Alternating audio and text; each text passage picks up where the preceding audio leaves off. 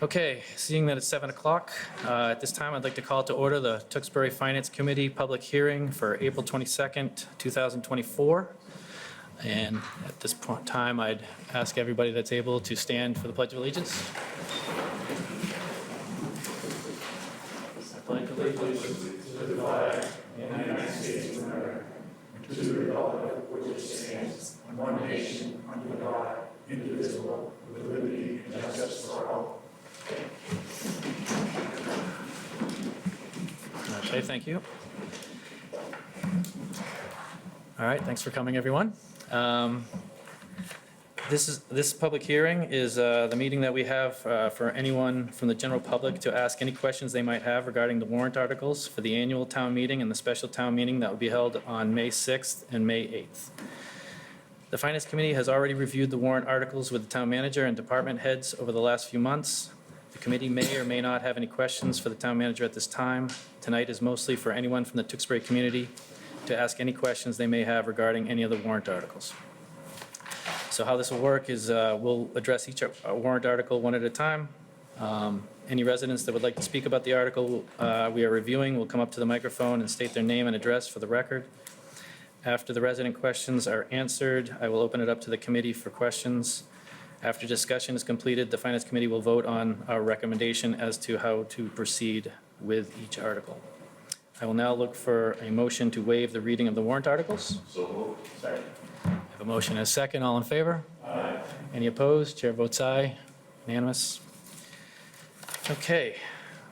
I guess we can dive right in. Article 1 is the election, so we don't need to take any action on that.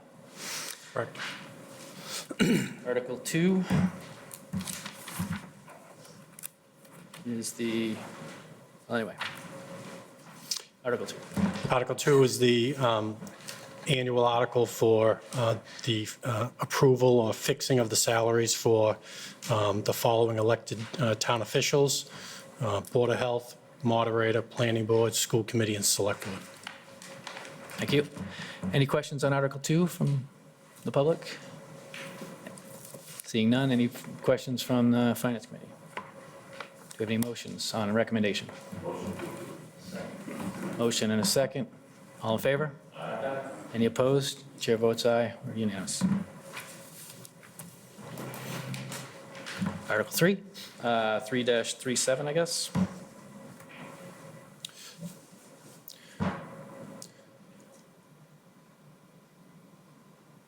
So Article 3 is the consent calendar, which encompasses 4 warrant articles. If town meeting doesn't have any objections, all 4 would be approved in one article.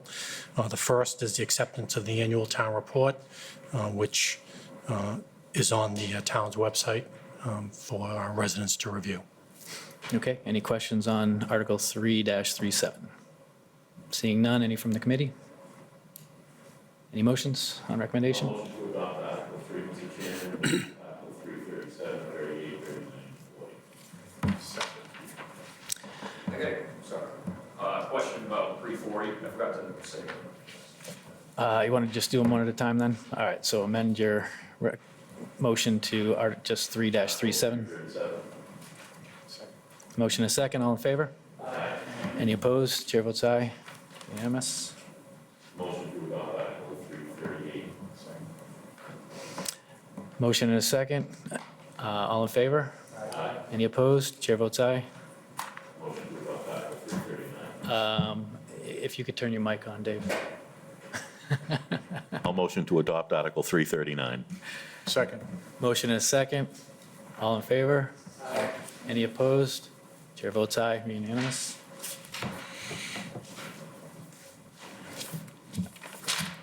And was it 40 we had the question on? Okay. Just state your name and address for the record, please. Tom Lynch, 104 Boston Place. So in this one, I'm just wondering what the expenditure cap means, if it is a cap for that line where it's $500,000 for the description or purposes, rebates, grants, and donations from energy efficiency. So is this like a revenue cap or a spending cap to get these rebates, or? didn't understand it. It's, if I may, Mr. Chair, it's a spending cap. We can only spend that much money out of that particular revolving fund in a given fiscal year.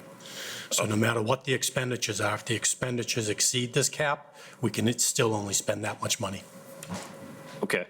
So if you wanted to spend like $100,000 on like solar panels at the school, that would be part of that revolving fund? Something? That would be part of that. That would be within that fund, and if we're within the cap, we can spend it.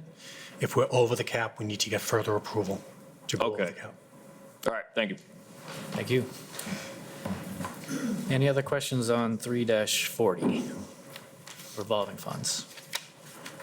Seeing none, any from the committee? Any motions on recommendation? I'll motion to adopt Article 3-40, Mr. Chairman. Motion and a second, all in favor? Aye. Any opposed? Chair votes aye, unanimous. That's 0. Mr. Chairman, did you want to take petitioners out of order before we go into the financial articles, or do you want to keep going? Yeah, why don't we do that? Can you remind me which one that is? We have one petitioner here tonight, and that is for Article 34. I think it's 34. 34. All right, look for a motion to take Article 34 out of order. So moved. Motion and a second, all in favor? Aye. Any opposed? Chair votes aye. Okay, take Article 34.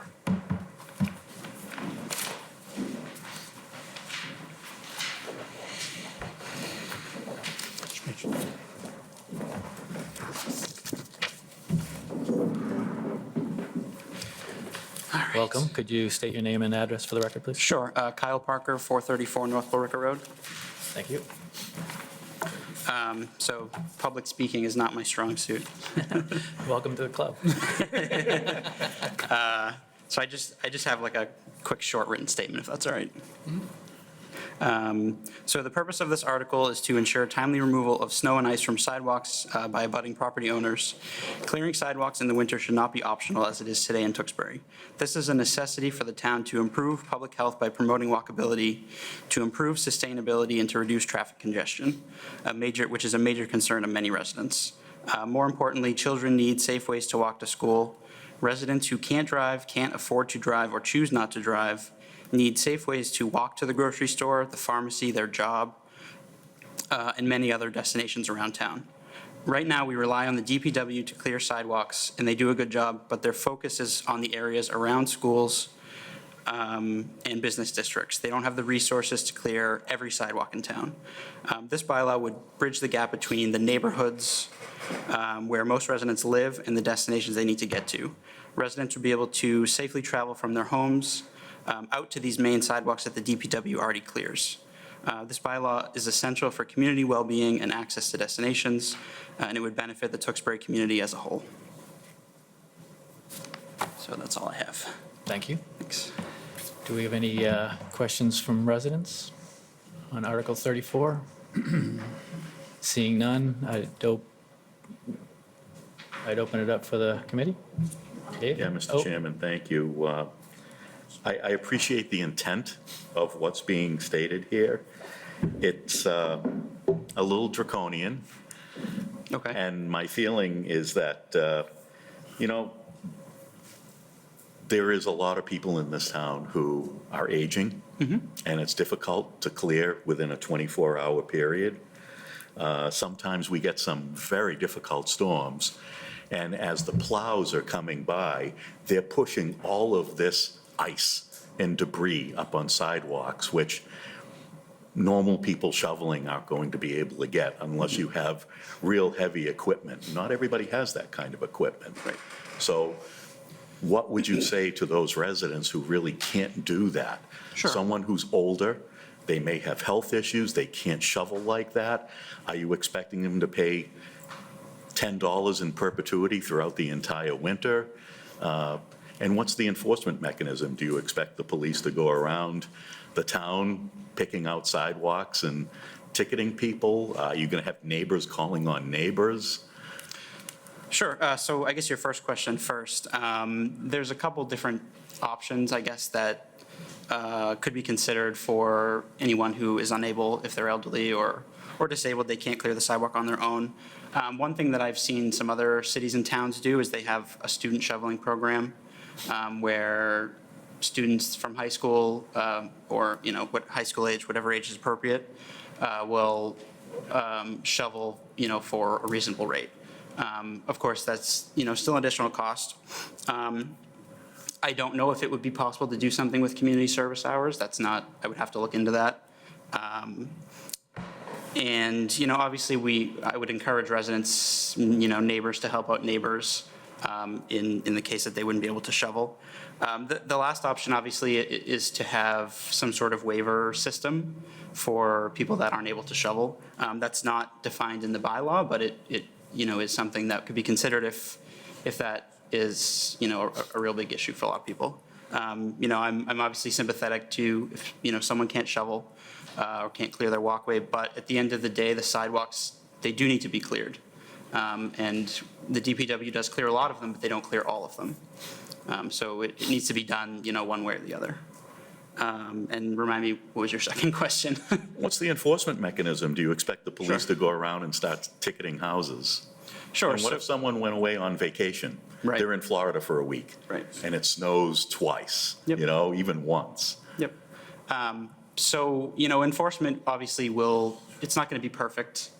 But my assumption is that it would have to be some sort of reporting system. Because like you said, you're not going to have the police driving around 24/7 just looking for people that haven't shoveled their sidewalks. But do you really want neighbors dropping Well, a dime on other neighbors? that's You how a think lot of that's things are going done to now. Be really community-centric? That's how a lot of things are done now. So I would say it's not out of the ordinary for other things.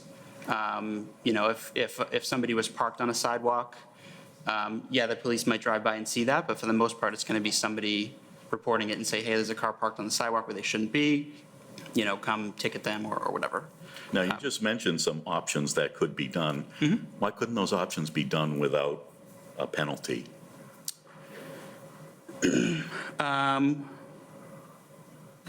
don't quite understand your question. Well, you said some sidewalks may be filled, people may have an issue. There could be programs where students go out and just do that. You don't have to have neighbors ratting on neighbors to the police. And where would this money go? I mean, the $10, is that something, Richard, that would be a budget fund for? We just go into the general fund under fines and forfeitures. Yeah, I mean, there's plenty of other provisions in the bylaw for fines for different things. And the $10 amount is actually what is the provision in state law. If you adopt this, a bylaw similar to this, $10 for a town is the maximum you're allowed to fine them. I think for cities it's 50, but here it would be 10, so that's where that number came from. Again, I applaud your goal. I think clearing the sidewalks in the winter is a good thing, but I generally don't feel like this because I think it's against the community spirit. Sure. But that's my only, Yeah, Mr. and Chairman. just one more comment if I could. Sure. So this bylaw specifically, I took most of it from Billerica. They have this bylaw, I made some changes to it. Lowell has a bylaw like this, Andover has a bylaw like this. It's more common in cities, obviously, but a lot of our neighbors have something similar to this. So it's not out of the ordinary for the region, I guess. That's my point. Thank you. Okay, any other questions from the committee? Yes, Mr. Chairman. What is the thought process on how this is going to get administered, citations and so forth? Will those be administered through our parking clerk? Through you, Mr. Chair, you may ask the town manager that question. The parking clerk right now is responsible for citations with regard to handicap parking zones, et cetera, et cetera. And I fully appreciate the thought process that you put into this, but from a person that's lived in this town for 50 years and watched it develop, there's plenty of villages and village associations, condo associations that pick up the sidewalks within their own development. If you look at the majority of the residential streets in the neighborhoods, there are no sidewalks from any Right. homes that were built, including my development back in 1969. There are no sidewalks. So, and the children, as far as getting to school buses, there is no walking policies anymore. Right. Even if you live within 2.5 miles.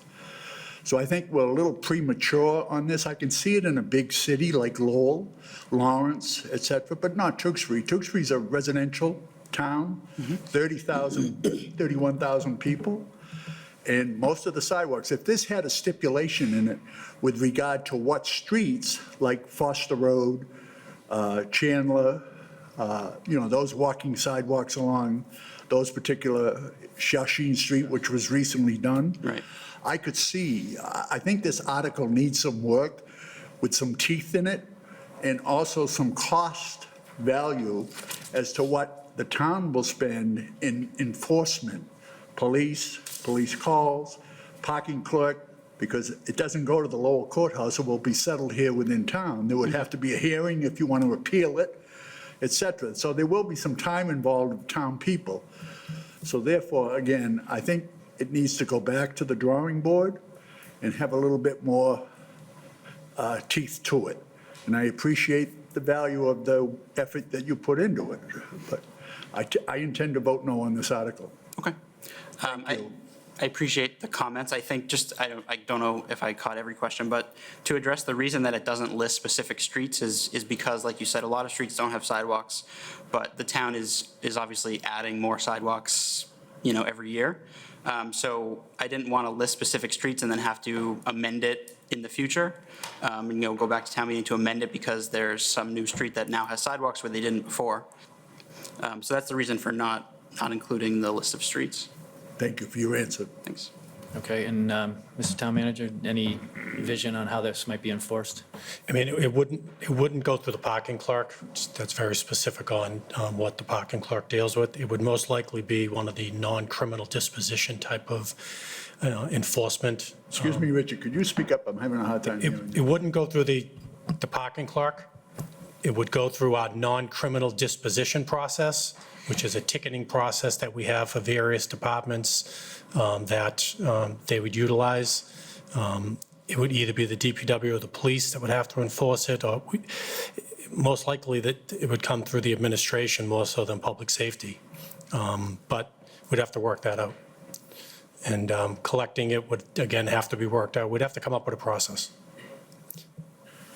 Well, like I said, Richard, I think this, a little bit more cost value should be put into the article as to what it's going to be an expense for the town, whether we need added effort, et cetera. So like I said, I intend to vote no. Any other questions? I'd open it up for any other questions from residents. Just state your name and address. Sure. Hi, Paige Impink, 30 Geddes Drive. I just had a question if the DPW had been consulted about this to identify what they already plow with their 3 pieces of sidewalk equipment, and then if there are significant gaps that you're hoping that this would address. For example, I live over 4 miles away from the schools, so we wouldn't be walking to the schools in our household, and my street goes to an artery that doesn't have any sidewalks. So again, I'd be concerned about the ice, the snow on the side. It's never happened that we've ever, not that I'm opposed to the spirit of the article, please understand that. But I guess to Mr. Cook's point, perhaps identifying gaps in the system already that would be addressed. Was there a specific example that brought this up too? I'd be curious. Thank you. Sure, if I may. So as far as what the DPW already clears, they actually publish a map on the town website that shows the exact sidewalks that they already clear. So that's where I got that from. And I did speak briefly with the DPW director about, how many miles of sidewalk do we have? How many miles of sidewalk do they clear? And the information that I got was that we have about 53 miles of sidewalk, 41 miles of that is public sidewalk. The rest, I would imagine, is in private developments, things like that. And the town clears 23 miles. So that means out of just the public sidewalk, that's 44% or 18 miles that aren't cleared today. So that's a significant percentage. So, obviously it's not going to cover every situation, and of course it's not going to cover the places that don't have sidewalks. But my hope, and I think a lot of people's hopes, is that the sidewalks will continue to be built, and then someday, there might be a sidewalk there that would be cleared. I don't know if I quite answered all the questions. Thank you. Any other questions? What's the, any motions? Mr. Chairman, I agree with Mr. Cook that this article needs more work. I would vote no on its current disposition. Is that a motion? That's a motion Against? against. Because it's been so much hard work. I'm going to make a motion to approve. I have the first motion on the table here. Do I have any seconds? Okay, I have a motion and a second to recommend against Article 34. All in favor? Aye. Aye. Any opposed? Chair will vote aye, so it's 4-1 to recommend not adopting. Thank you for your time. Thank you. And it'll ultimately be up to the town, so.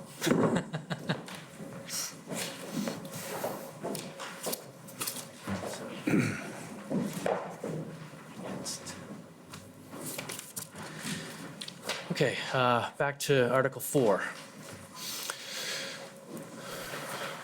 All set? Yep. Article 4 is the budget article for fiscal year 2025. The budget recommendation for the fiscal year 2025 budget totals $140,425,756. That is an increase of $2,780,230. When you take into consideration the allocations, which are indirect costs from the enterprise funds for water, sewer, and cable television, the actual budget that we'll be seeking to raise and appropriate funds for at town meeting is $137,954,319.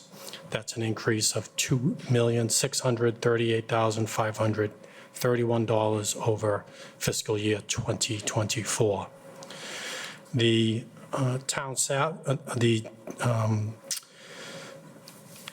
that increase includes both the town and the school budgets. And briefly, the town budget, the major changes to its budget had salary increases of $227,049. The town operating budget had an increase of, had actually a decrease of $1,050,128. The major decrease in that number was because we did not fund roads and sidewalks within the DPW engineering budget. Those were one-time expenditures. I knew when we funded those originally is that at some point they'd be coming out. So that was the big decrease in the operating budgets. The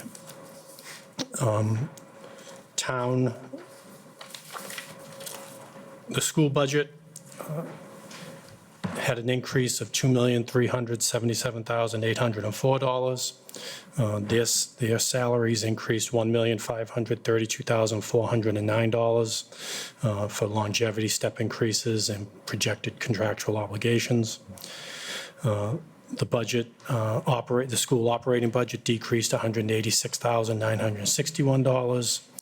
There was no change to their capital budget. There were increases to the fixed costs for both the town and the school.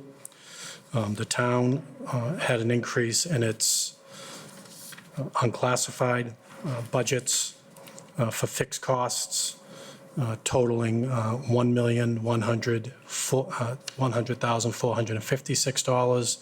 And those increases were for health insurance, debt service, retirement assessments, and an increase to the Northern Middlesex Regional Emergency Communication Facility. The school's fixed costs increased $1,032,356, again, for health insurance, MedEx, property and liability insurance, and their retirement assessment. Within the budget, the Shawshene Tech assessment increased $567,199. The North Shore Agricultural and Technical School increased $30,531. And the town's exempt debt for town and school projects decreased $267,250. The budget is being funded by the traditional funding for the general fund budget. Property taxes are increasing the full 2.5, Proposition 2.5 levy. Taxes will increase $3,523,597. We've kept state aid level funded. The legislature is still working through the state budget, so we won't have final figures on state aid until July. And we've increased our estimated revenues for local receipts, $111,147. So those are the major funding mechanisms for the general fund budget. So we've spent the last few months reviewing the budgets and going through them in detail. There are no major initiatives within the budget for town and school. The town did set aside $641,000 for potential salary increases for contracts once they're finalized. So there are funds set aside for that. But other than that, there are no major initiatives or major changes to any increases in staff within this budget. Excellent, thank you. All right, at this time, I'd open it up for questions from any residents. Yep, please step up. Hey, Tom Lynch, 104 Boston Place. So just asking about for the computer services, they requested a capital outlay of $45,000, but the TM rec was zero. But I thought I saw a $45,000 number in another article. So did that get funded anyway or not get funded? I don't know what they were asking for or the details there. So you're talking specifically for computer services? Yeah, I was wondering Yeah. what they were asking for and then whether it was funded. So what we did with computer services, we moved money within the budget. They had a managed services contract for someone to assist with Okay. computer services. Right now, we only have one individual working in that department. We reduced that contract and moved money into salaries to hire one full-time employee instead of the managed services. Okay, yeah, that's a good thing. Great. Any other questions? Hi, Paige, Impink, 30 Gettys Drive. Can I just ask about the Shawshene Regional Vocational School increase over $500,000? Is that an average every year? And what is that for? Forgive me if I missed it in the school department presentation. Thank you. It's within the range of what we've seen for an increase from Shawshene, based on the formula that they have to come up with the assessments for the communities. We did have 12 additional students go to the Shawshene Tech, higher than most communities had within the district. But the increase is mainly for operating increases, for salary increases within the Shawshene Tech budget, operating increases within the tech budget. Being a technical school, their operating costs have higher costs than the normal school, especially the way supplies are costing all of us at this day and age. Also, they have the same health insurance increases that we do, retirement assessment increases that we do. So when you put all that together and then look at the formula and how it's dispersed amongst the communities because of increases in school enrollment, decreases in other schools' enrollment, that's how our increase was put together. It's less than last year's. But it's more than we normally see. I usually start the budget process anywhere from a 4 to 6% increase. The last couple of years, it's been over that. I'm hoping we see that come back down to a 4% to 6% increase, but it's within the range. All right, Thank you for that. Any other questions? So, Richard, you have a summary, what are we calling this? So there's a draft, it's in draft form right now, if anybody would like a copy, but we'll finalize it probably Wednesday. I'd like to get through tonight's meeting and the select board meeting tomorrow night in case anybody catches any mistakes or edits that we need to make. Okay. We'll review it internally one more time. We may want to add something out of these meetings, but the handout will be ready Wednesday, uploaded to the website, so residents will have, It'll be right with the 10 warrant days. articles? on and it the has all the website? warrant articles and explanations on all of them. Okay, because I was just going to mention for anybody watching at home or whatever, that that supplement has like a 4-page summary for the budget, which is really good. Sort of outlines what you just went over briefly. And Mr. Chairman, it does, and a lot of the explanations that are within the handout and that we discussed tonight are within the FY 2025 budget presentation made to the Select Board in January. The budget really hasn't changed drastically from that meeting. We've gone through the process with the Finance Committee with some changes, but nothing major. Any budgets that were changed were updated. So if you look at that presentation, a lot of the details there too. Great. Any other questions? Yeah, come on up, Paige. Oh, yeah. Do you have a copy there, Richard? Oh, yeah. See, pass them around if anybody wants them.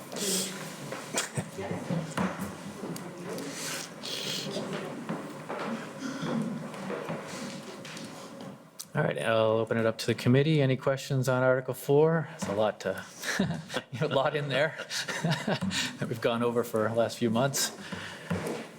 Any questions? No, we're good? I just have a comment, Mr. Chairman. Yes, sure.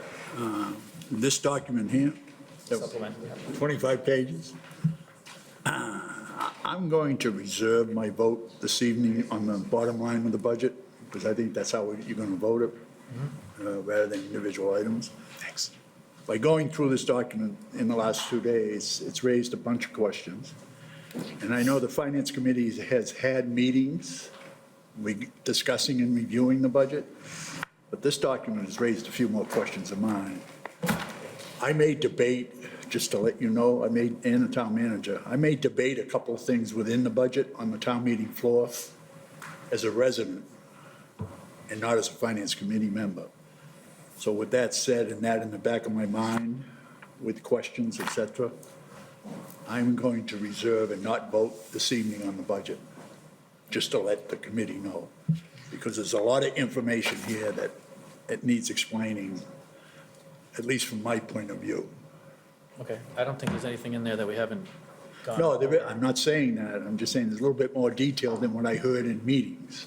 Okay, Okay, so most of the information we get, we've had the town manager's recommendation since January 16th or 18th, when we received the budget.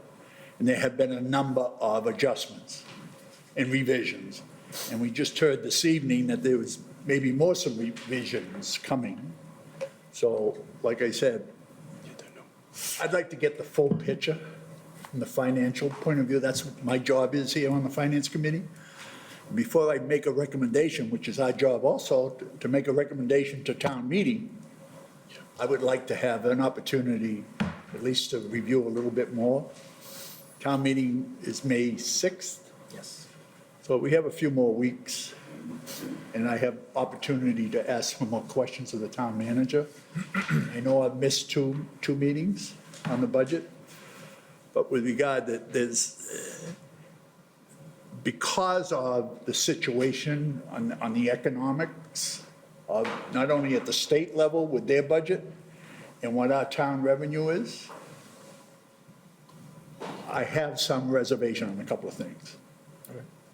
Just to explain it through you, Mr. Chair, and to the people that are here at the public hearing. All right, thank you. Thank you.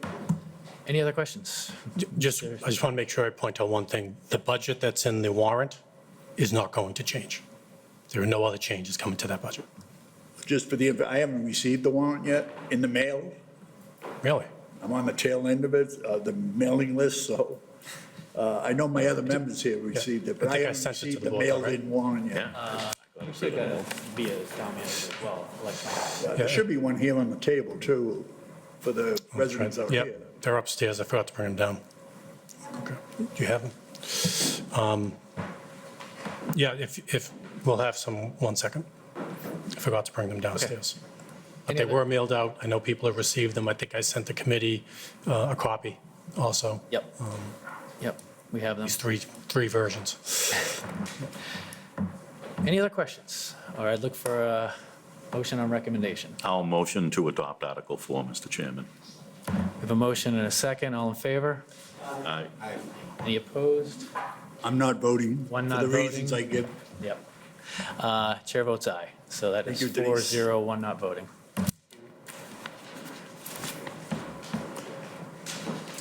Article 5. So, Mr. Chairman, I'm going to just group Article 5, 6, 7, and 8 together and ask the committee to hold off on action until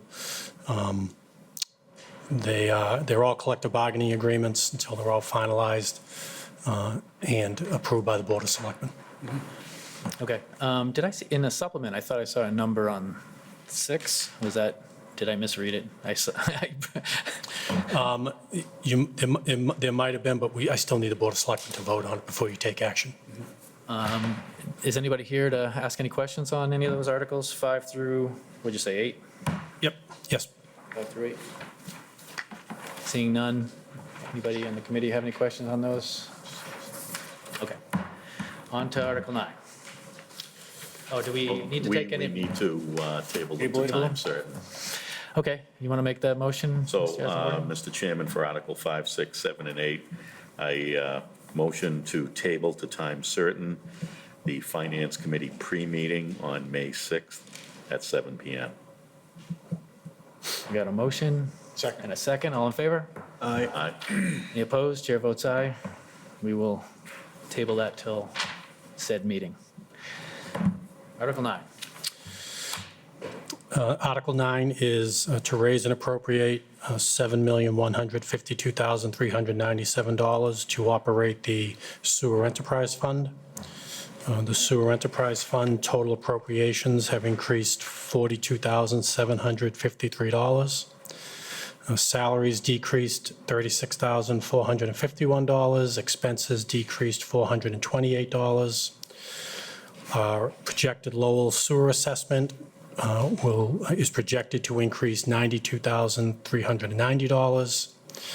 Our post-employment benefits assessment is increasing $207, and debt is decreasing $29,750. Allocations, which are indirect costs for different departments who oversee or service the Sewer Enterprise Fund, is increasing $16,785.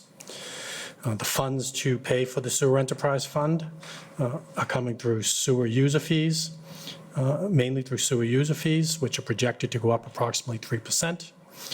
Which will be an increase in their revenue, that revenue of $41,722. There's other revenue within the enterprise fund that are projected to assist in the funding of the sewer enterprise fund, but it's mainly through user fees through sewer rates. And that's it. Okay. Any questions on Article 9 from my residents? Seeing none, any from the committee?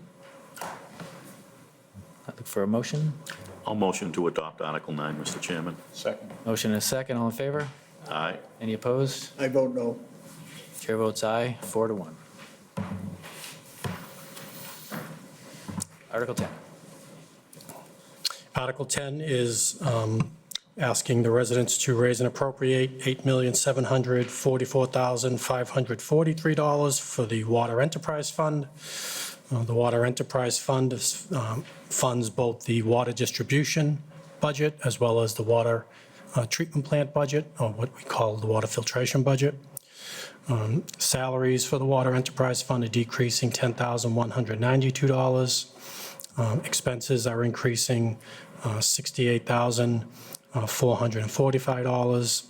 Capital outlay will be decreasing $200,000 for a project that we funded in FY '24, but we're not funding in FY '25.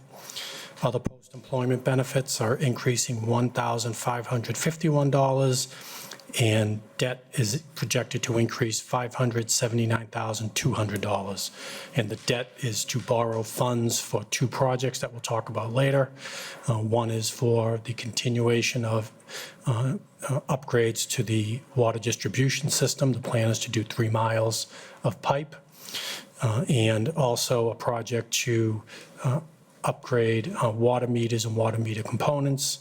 The current meters in town are 10 years old and are in need of replacement. So we're starting a 3-year project in FY 2025 to begin replacing meter heads and any meters that may need to be replaced.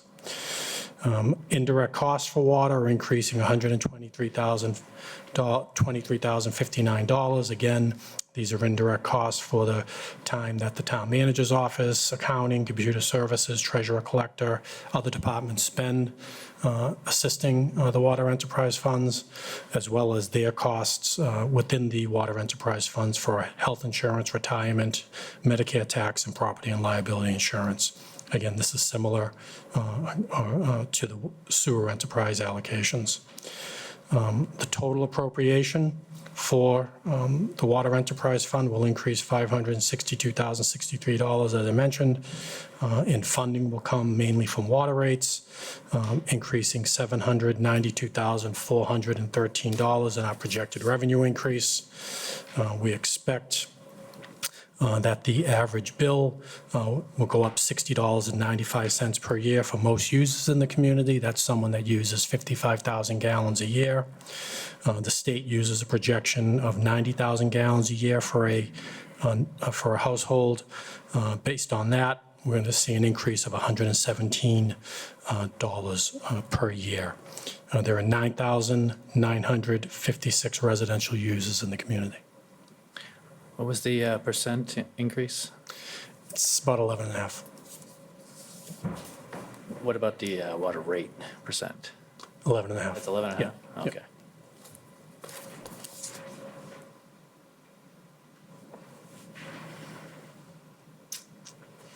Okay, any questions on Article 10? Seeing none, any from the committee? Look for a motion on Article 10. I'll motion to adopt Article 10, Mr. Chairman. Motion is second, all in favor? Aye. Any opposed? I vote no. Chair votes aye, 4-1. Article 11. Article 11 is the Stormwater Enterprise Fund. This is the enterprise fund that addresses compliance with our stormwater permit and drainage projects and drainage maintenance in the community. There are no salaries associated with this budget, and there are no allocations or indirect costs associated with this budget. This budget strictly addresses permit compliance and maintenance of the town's drainage system, as well as projects to improve the town's drainage system.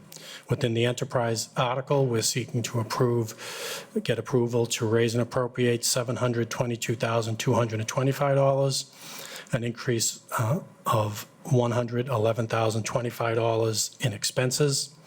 The major area in this increase, we moved approximately $72,000 out of the general fund budget from the DPW highway budget that was paying for stormwater costs. We moved those costs from the general fund to the enterprise fund.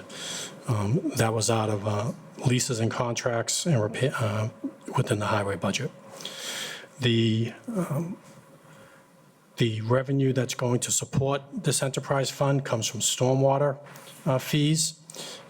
We are not raising fees within the stormwater enterprise budget. We're maintaining the $75 per residential equivalent, which is essentially all single-family homes charge $75 per year. Yep. And that's it. Okay, any questions on Article, what are we on, 11, from residents? Seeing none, any from the committee? For a motion or recommendation? I'll motion to adopt Article 11, Mr. Chairman. Second. Motion is second, all in favor? Aye. Any opposed? I vote no. Chair votes aye, 4-1. Article 12. Article 12 is the Cable Television Enterprise Fund. We're seeking approval to raise and appropriate $424,523 to support the telemedia department's budget. Salaries for the department are projected to increase $6,423. The expenses are decreasing $8,000. And the capital outlay budget is projected to increase $18,000 for a one-time project that the telemedia department will be undertaking. They're looking to purchase a new mobile cart for the department that they utilize within the high school for broadcasting of school committee meetings. The post-employment benefits increased $207,000. They have no debt. They have some indirect costs for group insurance, retirement, Medicare, and property and liability insurance. And that's increasing $1,855 for a total increase to this enterprise fund of $18,485. Funds are coming from cable television franchise fees that we receive from Verizon and Comcast. We're projecting that revenue to come in at $600,000 to help fund this account.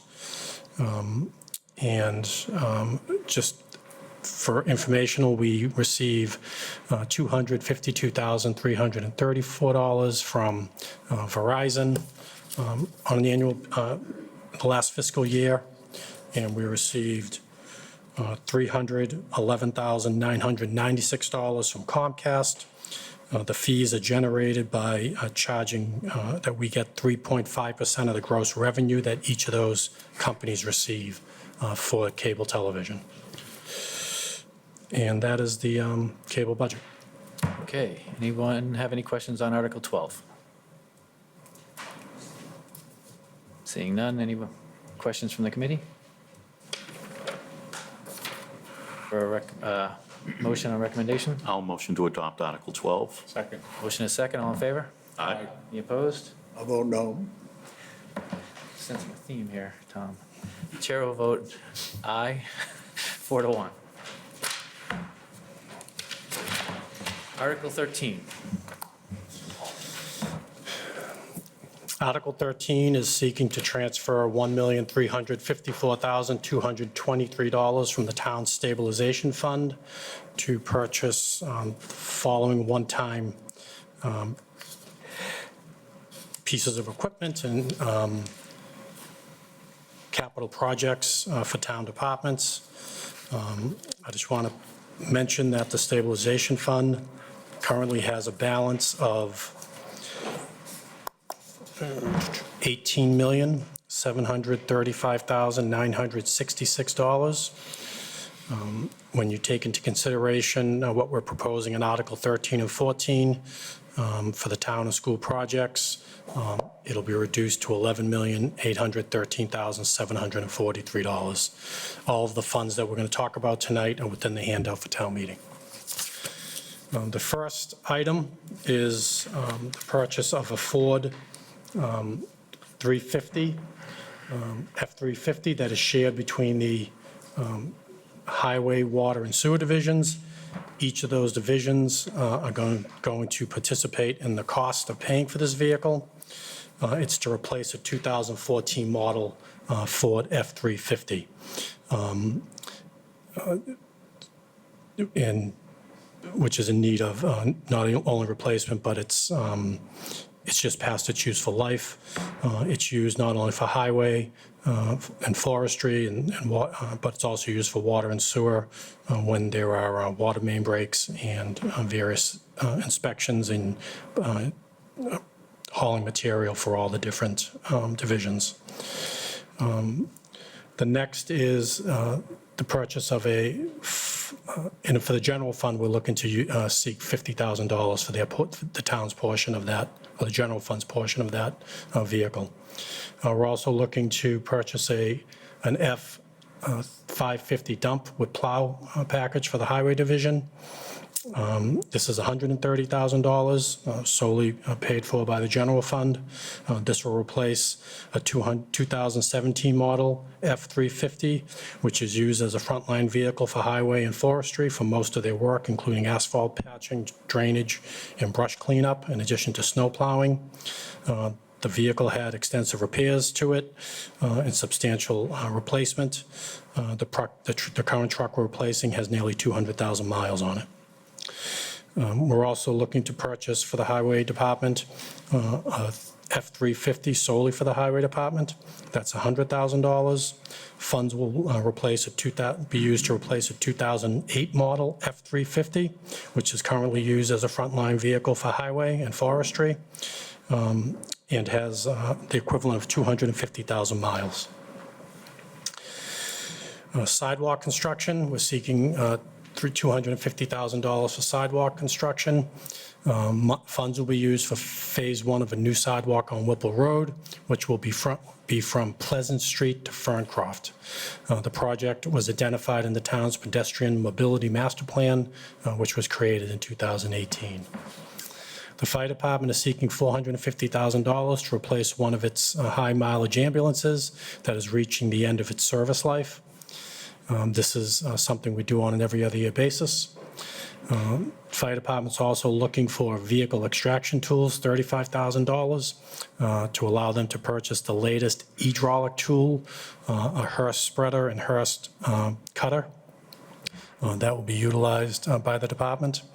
They're also looking to fund $75,000 for a new administrative vehicle to replace a 2011 Ford Expedition for the training officer. The police department is looking for $15,000 for a new unmanned aircraft system, a drone, which is a drone. The current drone that it's replacing is 6 years old. It's not operational, and fixing it will cost more than replacing it. The department is looking for a new drone that will have longer flying time, that can fly during inclement weather and high winds. The department currently has one drone that is a smaller drone that they use for different incidents, and has different capabilities than the drone that they're purchasing. The computer services department would like to funds $45,000 for two projects, $35,000 to upgrade the town's Wi-Fi within the town buildings, and also $10,000 to fund new building access controls for the town hall and the town hall annex.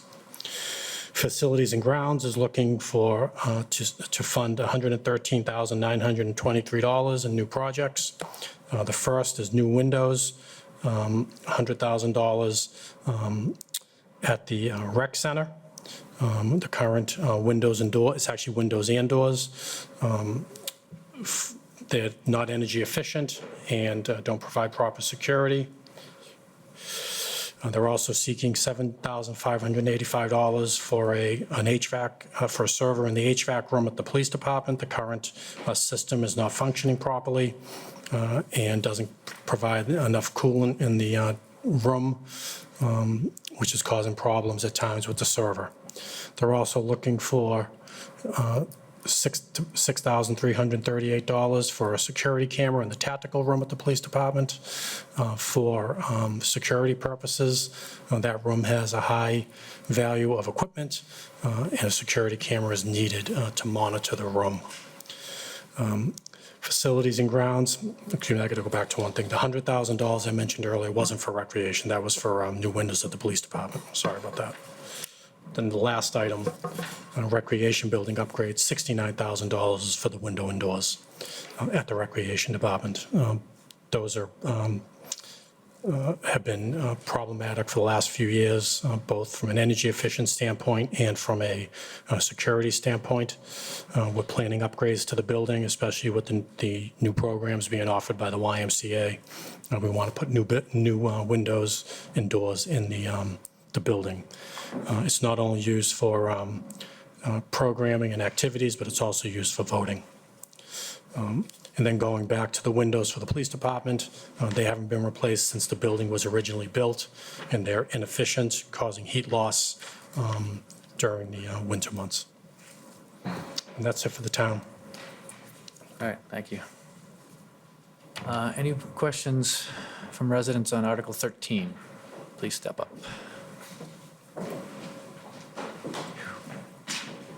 Thanks. Kyle Parker, 434 North Billerica Road. Just a question on the sidewalk construction. So you said that's on Whipple from Pleasant to Ferncroft. You don't Correct. happen to know how many linear feet that is? But it's a very short, it's like a very short section. I'll have to get that for you. Okay. Okay, I'll send you an email. Okay. So yeah, so the reason I ask, like, I'm just curious if that's going to be kind of the pace of construction on Whipple, if it's going to be, you know, little sections like that year after year, or if there's plans to, you know, look for funding so you can do a bigger section all at once in the future. Let me check the capital budget. I believe it's part of the 5-year plan, so let me Okay. check that breakdown. All right, thank you. All right, thank you. Any other questions? Any from the committee? Actually, I do have one, Mr. Chairman, to the town manager. Richard, have we ever gotten an answer on sidewalk construction as a betterment that would be an additional charge to the homeowners? I have not. Let me check. We know some towns might do that, but let me check. That's my only question. Any other questions? Mr. Cook, Mr. Lasser? No? For any motions? I'll motion to adopt Article 13. Second.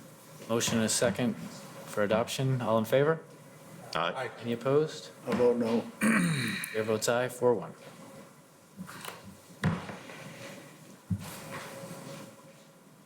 Article 14. So Article 14 is seeking to transfer $5,568,000 from the stabilization fund for school department projects. Dave, I don't know if you want to run through those?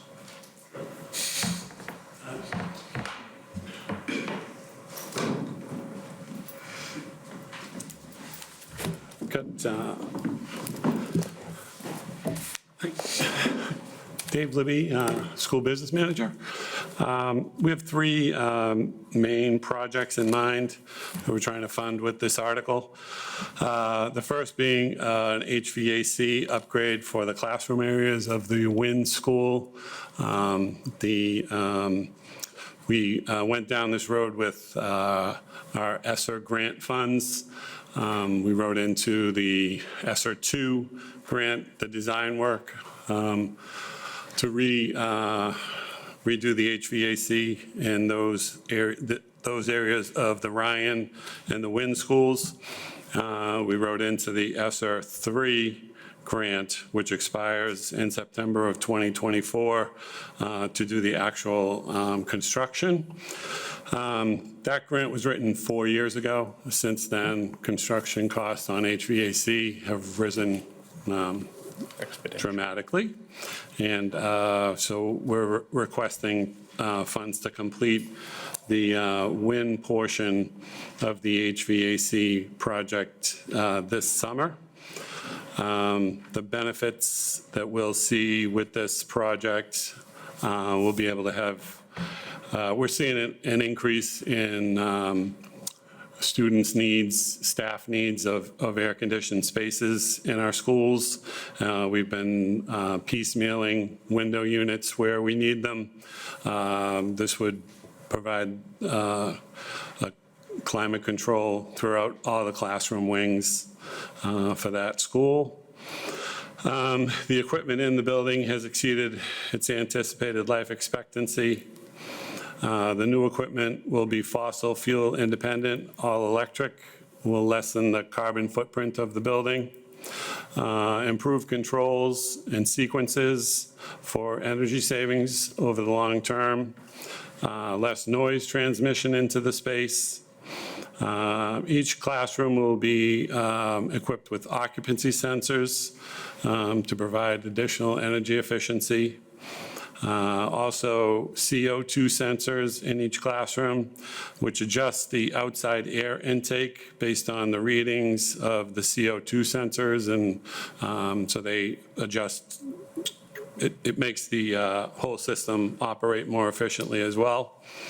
And improve ventilation. One of the requirements that we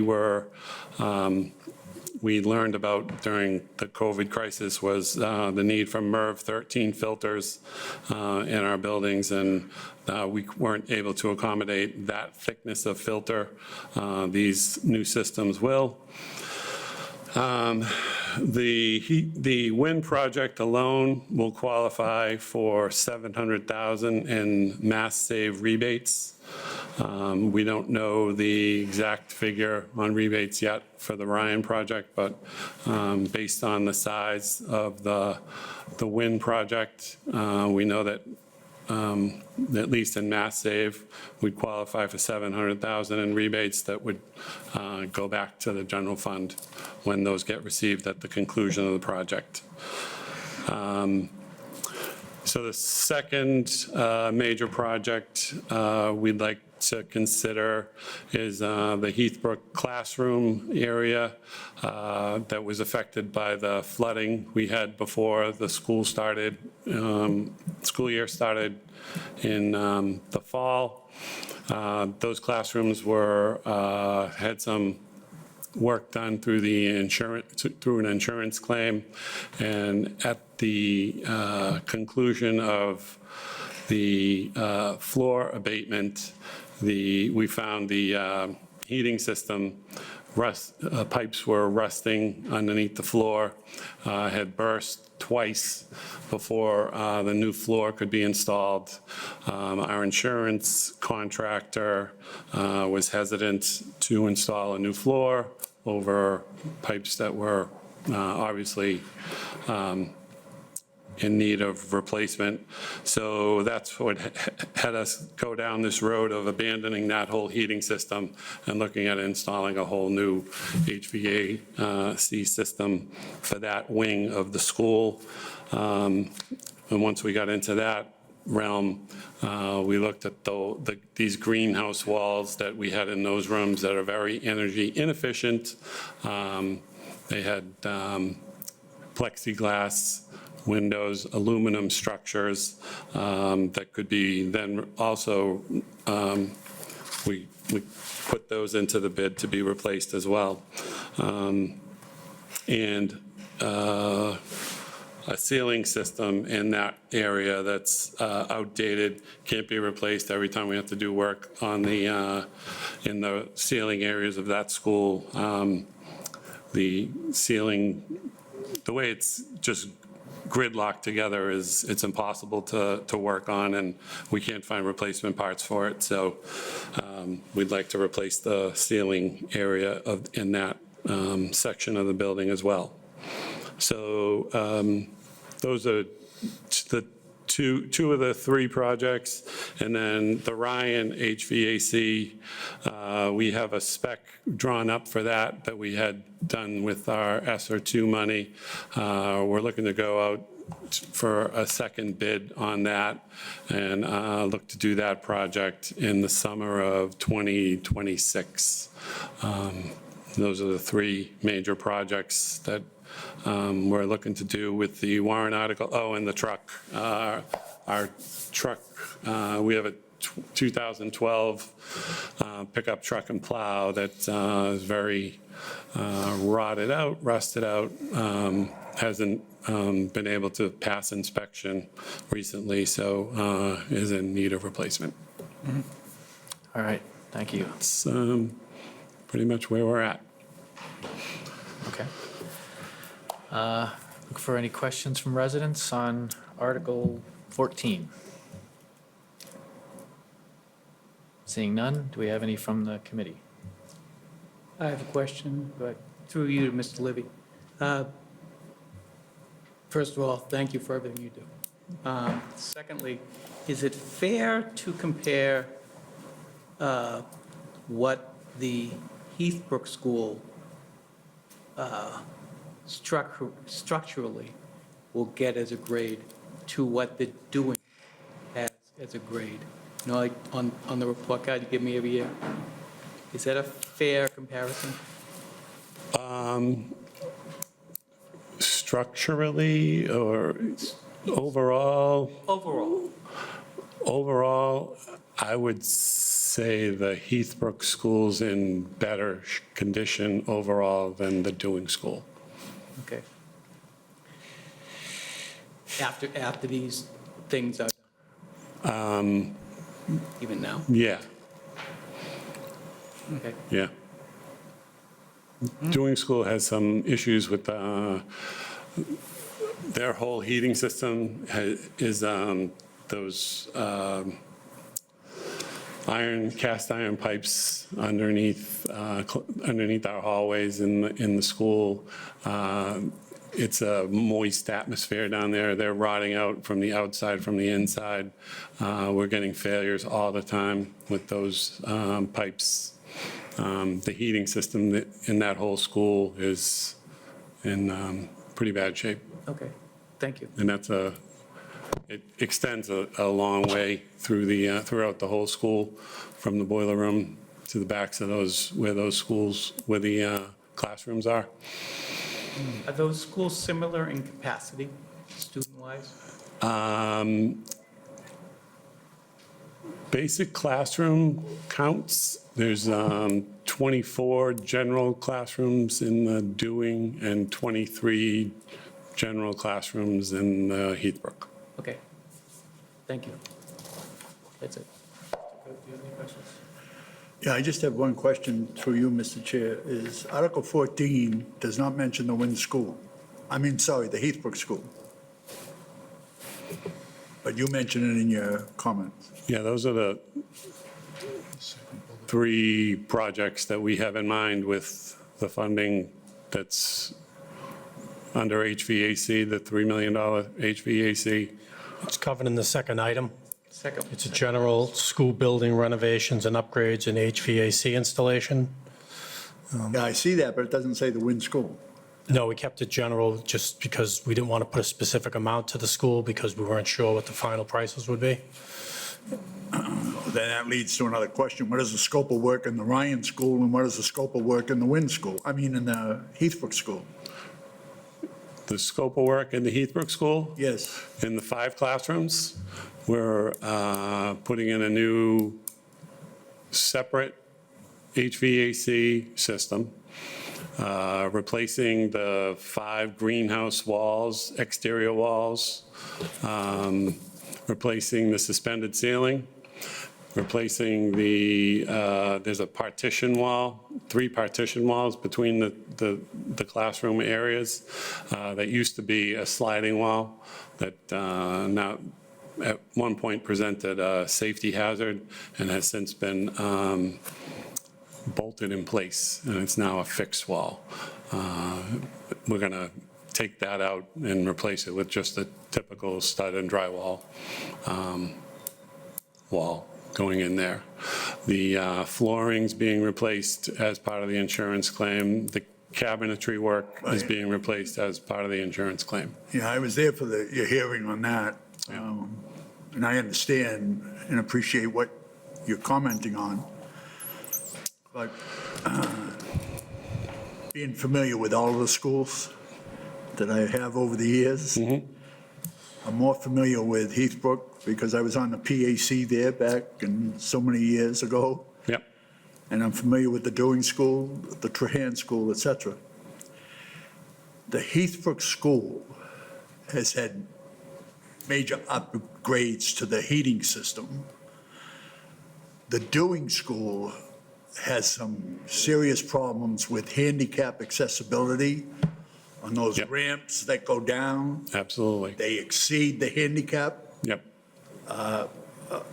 ratio from Yeah. 12 to 1. Right. If we're going to keep them doing school in operation for K through 2 and pre-K, that school needs to be addressed also. So I have some problems with the overall plan here, with the expenditure of funds for a truck, because I know you have, what, 6 vehicles, 6 pickups now? Yeah, I think that's right. And they're relatively new. I think They're within 10 years old. back to 2016, I think 2 of them, and 2018, I believe, are the other. Again, I reviewed this article in detail because I'm interested in the schools and I want to have safe schools for our kids and also have them handicap accessible. Right now, we're exposed at the doing school. I hate to hop on that, but Yeah. the doing school has a problem. So I intend to vote no on this article, Mr. Chairman. Any questions on this side? Mr. Chairman, Yes. through you to Mr. Libby, one of the vehicles you're replacing is a 2012, right? Yes. Okay. And That's I have a- one of the 6. I have a question on the Ryan work. You expect to get grant or reimbursed from that, some of that work, or? Yeah. I mean, unless the Mass Save program changes dramatically, it's been pretty consistent, though, that there's been significant rebates available for the type of work that we're going to do. Okay, because I saw that you mentioned that there was going to be about at least 700,000 from the wind work. Correct. Okay, and you expect even more? That, I would guess it would be similar. Okay, Yeah. And that was our consultant's estimate on just with the Mass Save rebates. They haven't looked further than for other rebates from any other sources, so. okay. Any other questions? Look, I have just another comment. With the doing school, the doing school is a wood frame structure from the roof up. They have steel trusses, but most of it is wood. It also has a sloped roof, along with the handicap requirement deficiencies. If I was to making the decision to close the school, I'd close the doing school and leave the North Street School open for the K through 12. That would be my choice, but obviously we have a school committee, elected school committee that makes those kind of decisions. And I'm also of the opinion that the doing school is not being recommended to be closed because of political reasons, and that's just my opinion. I don't know of any school being recommended to be closed, so. Well, if you look at the dense population, if you look at the density population of North Tewksbury versus South and Central Tewksbury, I think the North Street School would serve better purpose also for the expense of maintenance. You're going to have some serious maintenance expenses at the doing school coming up. And why money's not being spent now in this article is beyond me, but it's just, from an economic point of view, it doesn't make sense to me, the article.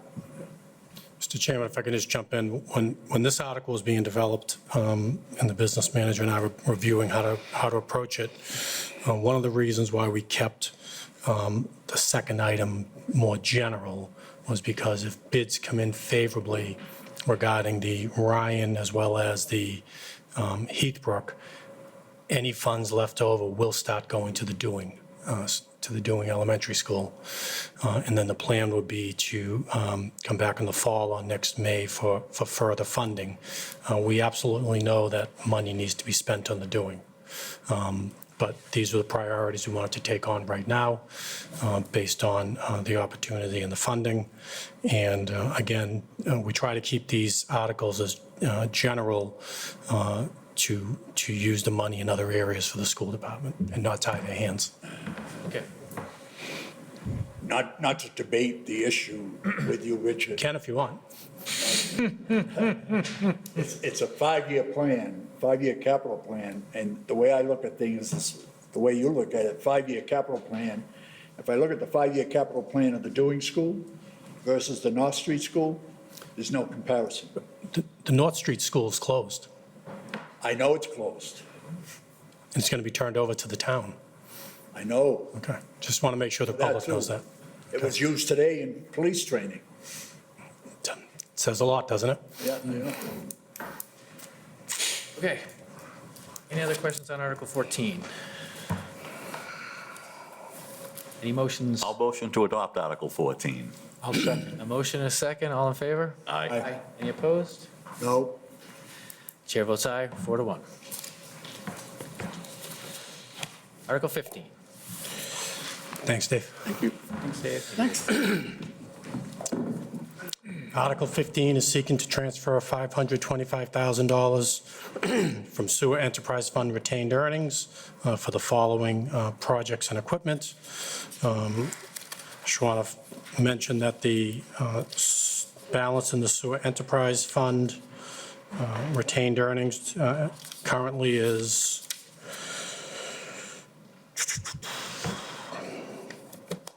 $5,844,267. We're utilizing $870,000 within the Sewer Enterprise Fund budget to help offset debt. This article was seeking to use $525,000 for these pieces of equipment and projects, which will leave a balance of $4,449,267. The first item is $25,000 for a shared vehicle with the Highway and Water Division. As I mentioned earlier, this is to replace a 2014 Frontline vehicle within the department.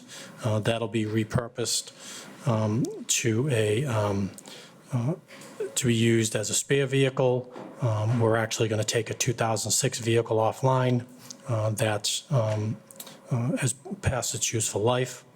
The total cost of this vehicle is $100,000, $25,000 coming from sewer, from the Sewer Enterprise Fund, and $25,000 coming from the Water Enterprise, and $50,000 coming from the General Fund. The next item is a shared vehicle with the Water Division, $50,000. For another F-350 vehicle, total cost is $100,000. This is replacing a 2000 model Ford Explorer, which is used as a frontline vehicle by Water and Sewer, mostly for testing, inspections, crew transportation, and support services. Also funding $50,000 for inflow and infiltration controls. This is part of our five-year plan to ensure that groundwater is not getting into our collection system. That groundwater, when it gets into our collection system, goes to the Lowell wastewater treatment plant, which becomes part of the flow from the town of Tewksbury, which is how we're charged for our sewer assessment in Lowell. Our assessment is based on our allocable flow at the treatment plant. So the more we can tighten up our system, the less will be assessed for the amount of flow that goes to Lowell. And then finally, $400,000 for pump station improvements. As you know, we have 48 pump stations in town. They were constructed anywhere from 1981 to 2009. The DPW has performed an assessment of over 30 of the 48 pump stations. The $400,000 will be used as part of a five-year capital plan to make improvements to and upgrades to controls and panels and sensors, replace pumps, install new equipment. We're going to focus on the Devonshire Road, Dunvegan Road, East Street, Florence Ave, and Westland Drive pump stations. Okay. That's it. Any questions on Article 15 from residents? Seeing none, any questions from the committee? Actually, not a question, but Richard, did you want to mention that the Articles 15 and 16 have companion items, the Ford F-350s in particular? Yep. That's a great point. So when we get to Article 16, I'll have to go through them again. They're the same items that I just mentioned. That was all, Mr. Okay. Chairman. Thank you. Look for a motion on recommendation. I'll motion to adopt Article 15, Mr. Chairman. Motion is second, all in favor? Aye. Aye. Opposed? I'll vote no. Chair votes aye, 4-1. Article 16. Article 16 is seeking the transfer of $625,000 from water enterprise retained earnings to fund the following pieces of equipment and projects, as was mentioned by Mr. Asnavorian. I've already talked about the first two items, the shared F-350 between the water and sewer divisions and general fund, and then just the water and sewer. The third item on this list is $150,000 as part of our annual hydrant replacement and upgrades. The town has undertaken this project for the last 14 years and will continue to do so. We plan to replace a total of 25 hydrants with this funding as part of our annual hydrant replacement program. We have 1,600 hydrants that need to be replaced in the community. The next item is water treatment plant upgrades. We plan to use the $400,000 to replace 2 raw and finished water pumps at the water treatment plant. All right, thank you. Any questions on Article 16 from residents? Seeing none. Any from the committee? Look for motion. I'll motion to adopt Article 16. Second. Motion is second, all in favor? Aye. Any opposed? I vote no. Chair votes aye, we're 4-1. Article 17. Article 17 is seeking to transfer $425,000 from Stormwater Enterprise Fund retained earnings. Currently, there is $948,035. Sorry, this is raising and appropriating $425,000 from Stormwater Enterprise Fund fees. We're not using retained earnings. And it's for drainage improvements and project development within the town. The project development of $175,000 will be for the design of drainage improvements for the Franklin Street, Glenwood Road, School Street area, and design of culvert improvements on Pinnacle Street and Dunvegan Road. The improvements and upgrades to the drainage system of $250,000 will be improvements to the drainage system in the Van Buren Road neighborhood. And again, this is all within the fees that we're raising within the Stormwater Enterprise Fund. Okay. Any questions on Article 17 from residents? Seeing none, any from the committee? Look for a motion on the, Motion to adopt Article 17. Second. motion is second, all in favor? Aye. Any opposed? I vote aye. Chair votes aye, we're unanimous. Hold on. Article 18. Article 18 is a borrowing article. We're seeking the authorization from town meeting to borrow $5.4 million to be used for improvements to the water distribution system. The funds will go towards design and construction of improvements to the water distribution system. The plan is to use the funding to include South Tewksbury Phase 3, which includes portions of South Street, Oak Street, Benson Road, and adjoining roadways, also Pringle Street and Hill Street. It's approximately 3 miles of water main. All right, any questions on Article 18? Step right up, here we go. Hi, Tom Lynch, 104 Boston Place. I'm just wondering if there's any public status documentation on how far along water line replacement is in the town, or like how old they are in certain places, that kind of thing. I'd have to go back. I think we have information in the capital plan presentation that was presented to the select board. But let me go back and see, and if not, we'll get something on the website. Okay, I was just curious to get an idea of how big the issue is and such. Thank you. Any other questions? Any questions from the committee? Motions? I'll motion to adopt Article 18. Second. Motion is second, all in favor? Aye. Any opposed? I vote aye. Chair votes aye, unanimous, 5-0. Article 19. Article 19 is a bond authorization that we're seeking a town meeting of $1.5 million for the replacement of non-functioning water meter endpoints and meters. A majority of the water meter endpoints are due to dead batteries, which last approximately 10 years, so they're in need of replacement. This will be a 3-year program that will total $4.5 million. And we're seeking $1.5 million this year as a start of the program. We have meters in town that have stopped. We're forced to estimate bills, which could be over what a resident may be normally paying or underbilling. So we would like to get the meters, the meter heads endpoints replaced and any meters replaced. It will also allow residents to utilize a more up-to-date software to track their water usage and to provide alerts when there is an abnormal use of water in your home. That'd be great. So this is essentially a 3-year, 3-year project. Yeah. Yes. any questions from residents on Article 19? Seeing none, any from the committee? I'd just like to put in one positive comment as a resident who did have an issue at one time with a water leak. Being able to see that is a huge improvement, so thank you. Agreed. Anyone else? Any motion? Second that, being able to see the usage. Yes. My wife crazy. I track it, I love data.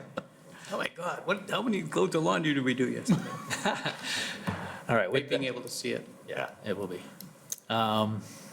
Look for a motion. I'll motion to adopt Article 19. Second. Motion is second, all in favor? Aye. Aye. Any opposed? Chair votes aye, unanimous. Article 20. Article 20 has been a standard article on the warrant. It's seeking to transfer $36,283 of a bond premium to reduce town exempt debt. The town has this premium from a refinancing in 2016, and we have an annual amount that we use from an amortization schedule that we're reducing our town exempt debt. Okay. Any questions on Article 20? Residents? Any from the committee? Any motions? I'll motion to adopt Article 20. Second. Motion is second, all in favor? Aye. Any opposed? Chair votes aye. We're unanimous. Article 21. Article 21 is seeking to transfer, to appropriate the sum of $500,000 from the Community Preservation Fund Open Space Reserve for the design and construction of boardwalks at the Chandler Wellfield.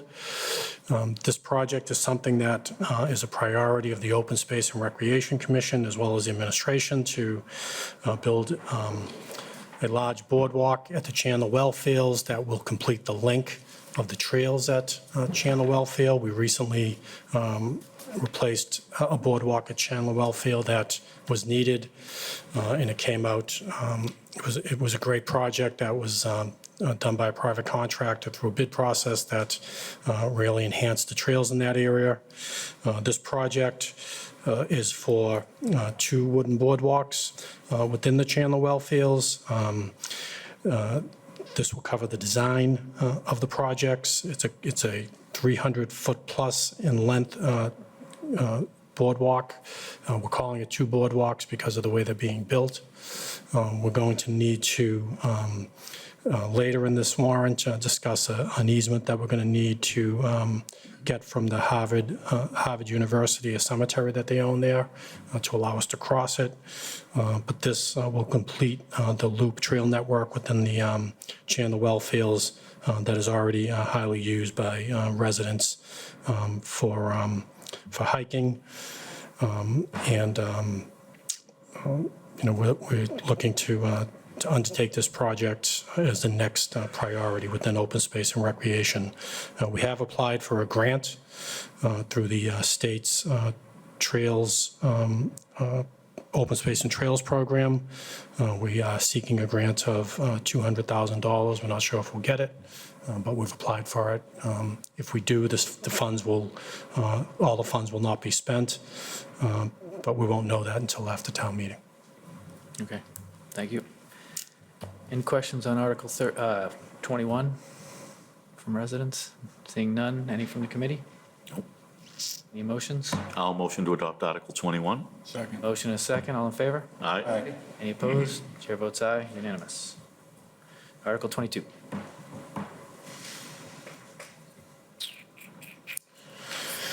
Article 22 seeks to transfer appropriate $30,000 from the Community Preservation Fund Open Space Reserve. I should have noted earlier that the Open Space Reserve has $567,487 in it. If both articles are approved, it will have $37,487 left, but it will be replenished as we're taking in more revenue for the community preservation funds that we take in annually. This project is a project, again, something we discussed with the chair of the Open Space and Recreation Committee, who was representing a project that was brought forward by the committee as a whole. We have former pump stations that exist on open space property, and they are a nuisance and a hazard, as well as a public safety issue for those who utilize the trails. So what we'd like to do is utilize these funds to take down those pump stations and dispose of them. The plan would be to have the DPW take down the structures. The funds mainly will be used for the disposal of the structures. There is a thought and a plan to keep one of the structures and rehab it to what it would have looked like from a historical perspective, secure it properly and maintain it properly, but we haven't finalized that. That'll be something in the future we come forward with. But for the moment, we're looking to take down the structures to provide safety in the areas where people utilize trails. Okay. Any questions on Article 22? Seeing none, any from the committee? For a motion on recommendation? I'll motion to adopt Article 22. Second. Motion is second, all in favor? Aye. Any opposed? Vote aye. Chair votes aye as well, unanimous. Article 22 is seeking to appropriate $200,000 from the community. 20, yeah, we just did 20. 20, I'm sorry, 23. $200,000 from the Community Preservation Fund undesignated reserve to be utilized for the designing of upgrades and renovations to the Ella Fleming School. The current balance in the undesignated reserve is $2,947,649. If these funds are approved, we'll have a balance of $2,747,649. Essentially, this is to complete the design of renovations and upgrades to the school. Funds were appropriated previously to undertake this work, so some of the work is already done. And we want to complete that work to utilize the building in a way that makes sense for the community. Some of the thoughts have been to take one of the rooms in the schoolhouse to renovate it to its historic period, as a model for the or a historic remembrance to the one-room schoolhouse that was there. The other rooms would be renovated again to based on the historic time, but they'll be used for a general community purpose. We do need additional space in the community, whether it's for community groups, whether it's for meetings, whether it's for activities or programs, possible use by the school department. We just, believe it or not, don't have a lot of space in the community for general purposes. So the building would be upgraded to do that. We're hoping to scale some of the work back from the previous thoughts and get the price down. The last time we brought this forward, in 2021, the estimated cost was $2.7 million. We're hoping to maybe reduce that cost estimate, or at least bring it in to what it was back then, which would be still a savings based on construction prices that we're seeing. But that's the purpose of this article, is to begin the design of the upgrades. Okay, thank you. Any questions on Article, are we on 23? Seeing none, any from the committee? Motion on recommendation? I'll motion to adopt Article 23. Second. Motion is second, all in favor? Aye. Any opposed? Chair votes aye, unanimous. Article 24. Article 24 is the Affordable Housing Trust Fund article that is annually on the warrant. This is the allocation plan that we must submit to town meeting as part of the legislation that was passed. It just outlines the FY25 allocation plan as well as possible expenditures within the special act. Right now, the balance in the fund is $5,822,630. Okay, any questions on Article 24? Yes, yes. Tom Lynch, 104 Boston Place. Does this fund usually get reduced to like zero during the course of the year, or like how is this spent typically? Actually, we haven't spent any money out of it for quite some time. It just rolls over each year. It may increase if we add any money to it based on revenue that we could receive or interest on the fund. Okay, do we have any like plans to spend any of it upcoming soon? No? Nothing? No plans at all. Okay, how would we spend it hypothetically? Like, do other towns spend this? Does Andover spend this money at all? I don't know. I mean, some of the examples and some of the things we've looked at, it could be used to buy down, for instance, if a condominium was up for sale and we wanted to use these funds to purchase the condominium and have the housing authority utilize it as an affordable unit. Okay. That's one way you could use it. It could be used to construct affordable housing on town property if we chose to do that and put a bid specification to do such a thing. It could be used as cost sharing with the private developer to incentivize that developer to build affordable housing within the development they're building. So those are the type of things we look at. Okay, thank you. Any other questions on Article 24? Any from the committee? For a motion? I'll motion to adopt Article 24. Second.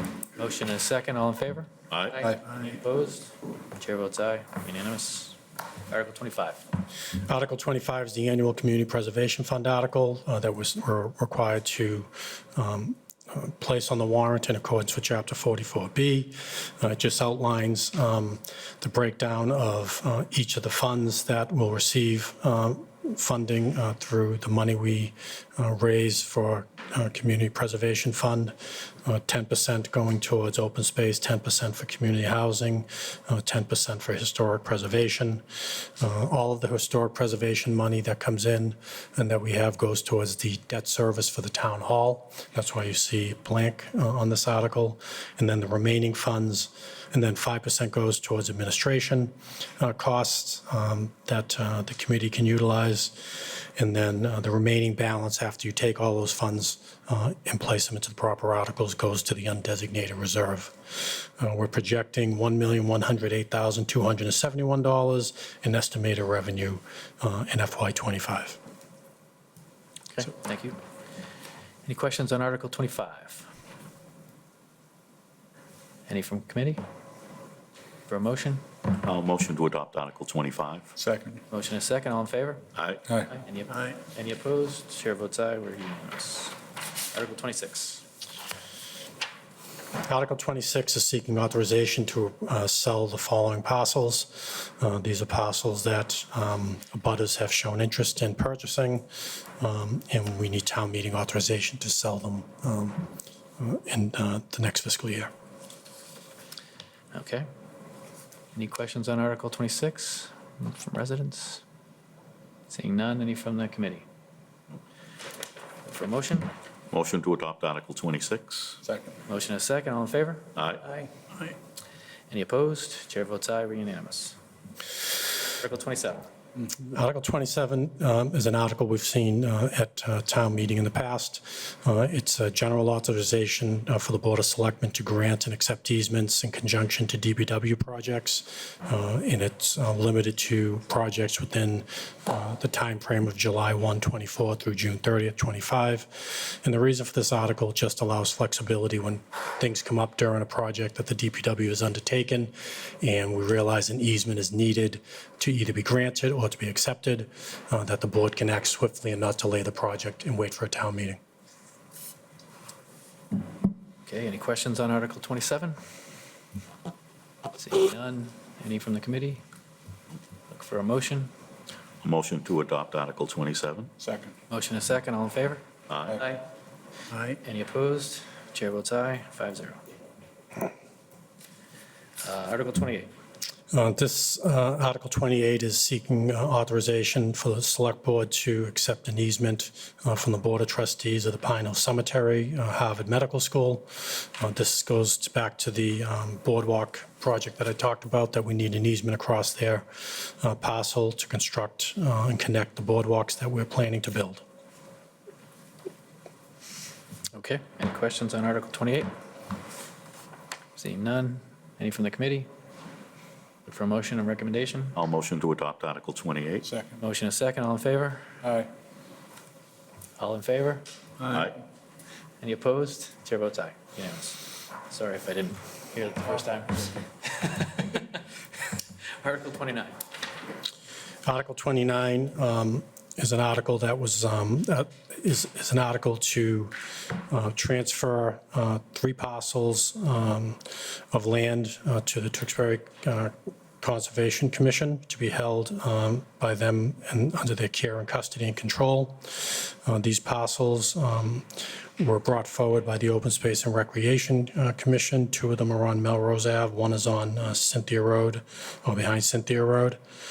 These parcels are identified in the Open Space and Recreation Plan, and they have been brought forward as priority parcels to protect through the Open Space and Recreation Committee. They were brought forward last year, and we held them until we checked the titles. The titles on the properties are fine, and we're bringing them forward now, recommending approval. Okay. Any questions on Article 29? Any from the committee? No. Motion and recommendation? I'll motion to adopt Article 29. Motion is second, all in favor? Aye. Aye. Any opposed? Chair votes aye, unanimous. Article 30. Article 30, again, is something we mentioned earlier. This transfers the care, control, and custody of the North Street Elementary School to the board, from the school committee and the school department to the select board. Okay, any questions on Article 30? Any from the committee? Mr. Chairman, I just have one through you to the town manager. Yes. How much are we paying for a liability insurance on that? I'd have to go I'm not sure specifically how much we're paying on it. We're not paying any property insurance on it. We're keeping that. Okay. That's really the major cost in a vacant building. I'd have to go back. I don't know specifically how much we would pay for that building. I don't think it's that much. Okay, thank you. Any other questions? For a motion and recommendation? I'll motion to adopt Article 30. Motion and a second, all in favor? Aye. Any opposed? Chair votes aye, we're unanimous. Article 31. Article 31, this article was discussed at the previous meeting of the Finance Committee and Shawshene Valley Technical School Committee and Superintendent, as well as it was brought in front of the Select Board. This is to create a stabilization fund for Shawshene Valley Regional Vocational Technical School District.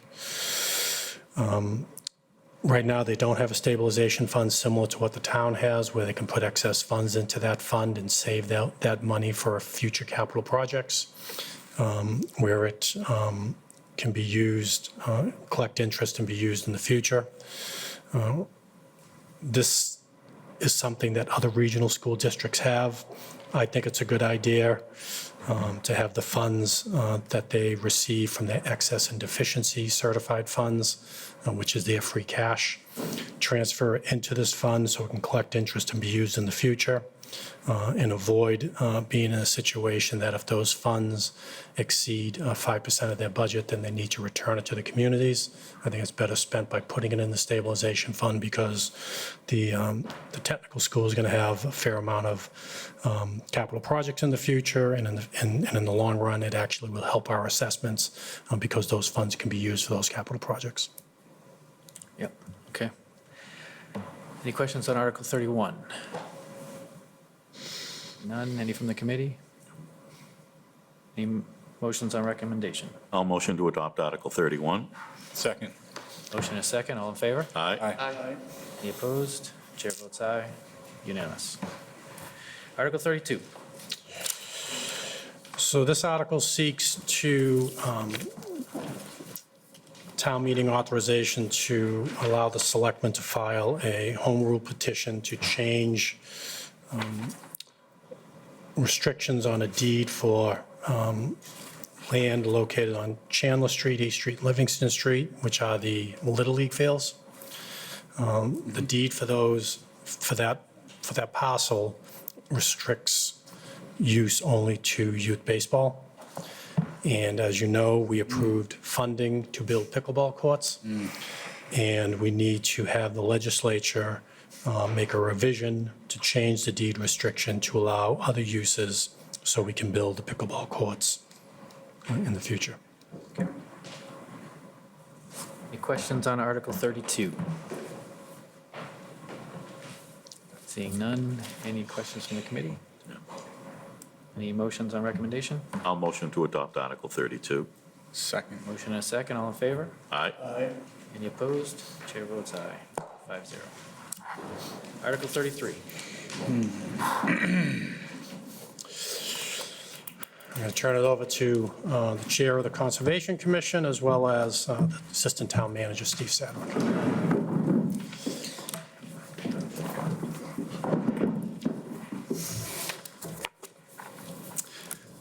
Hello, I'm Dan Ronan, the Chair of the Conservation Commission. I'm here to discuss the proposed amendments to the town's wetland protection bylaw. So a little bit of history. The state's Wetland Protection Act grants authority to local conservation commissions to regulate activities within 100 feet of wetland systems. Originally, the town meeting voted for a local wetland protection bylaw with a 10-foot no disturb zone from the wetlands and a 20-foot no build zone. In the early 2000s, town meeting voted to expand these buffers to a 25-foot no disturb zone and a 50-foot no build zone. And these buffers have been in place for about 25 years now. In 2009, there was another rewrite of the entire wetland protection bylaw. Additional amendments were approved in 2012 and 2013. Between the rewrite in 2009 and the subsequent amendments, and then updates to the state laws, there are now a few conflicts between our bylaw and the state laws. So the Conservation Commission originally started working on the bylaw update in 2021. I, another commission member, and the agent went through the entire bylaw, making recommendations. We then reviewed the changes with the other commission members and arrived at a consensus for the proposed changes. We then held a series of discussions during our regular meetings, and then we held an additional 2 virtual public outreach meetings, one in November of 2023 and another in January of this year, where the proposed changes were to the bylaw were presented and residents were able to ask questions. Those meetings were recorded and now they're posted on the town website. So why do we hope to change the bylaw? Originally, we intended to improve the organization and readability along with making the bylaw more consistent with the state's Wetland Protection Act. As we took a closer look, we realized that there were some bigger issues with our bylaw. We believe the current bylaw places an undue burden for smaller scale projects that the state law and regulations do not require. This disproportionately affects residents doing simple home improvement projects and expansions. We hope to address these burdens with an update to the RDA process and updates to the requirements for the 50-foot no-build zone, among other changes and improvements. So the RDA process is under our proposed bylaw. Requests for determination of applicability, RDAs, will no longer be public hearings subject to the abutter notification requirements, which requires sending certified mail to all the abutters. They will still be required to place a legal ad in the newspaper prior to the meeting, which is required under the State Wetland Protection Act. So RDAs are the most common type of application brought to the Conservation Commission from regular Tewksbury residents. Residents are often applying to do simple home improvement updates, such as building or redoing a deck, adding a new pool, repaving their driveways, adding a shed to their yard, or just redoing their landscaping. The public hearings require the applicant to send certified mail to every property owner within 100 feet of the property being worked on. For some people, this is simply sending out a couple letters to their neighbors, people who also live within 100 feet of the wetlands. They're probably pretty used to this. So this sounds like a good idea at first, but it has proven to just be a burden put on the applicant. This change is intended to alleviate that burden put on residents when filing applications, as the cost to send certified mail to an abutter is $8.69 per letter. So those living in condos, larger subdivisions, or even just being next to one, they may spend hundreds of dollars on the mailing alone on top of any costs that they would typically be spending on their project. So I've been on the Conservation Commission since early 2020. The commission has heard upwards of 130 RDA applications in that time. I don't want to make the claim that no abutters have ever shown up to speak on any of these RDA public hearings, but I can't think of a single time in which a resident has presented significant opposition to any of the RDA applications. Plenty of people do attend our meetings to have their voices heard for notices of intent, such as the Marshall Road subdivision, the Soldier on Veterans Home, and we had a few people for the recent retail cannabis facility. We heard one of those applications. So far, they haven't had, people haven't had much concern over things like decks and pools and driveways. But yet we continue to burden the applicant by sending out expensive certified letters. So we are forcing some residents to spend hundreds of dollars of fees that don't result in any meaningful discussion for the commission or the applicant. The town doesn't even collect those fees to add to the Wetland Protection Fund. It's just money spent on letters that people don't show up to the meetings for. The next significant change to the requirements is to the 50-foot no-build zone.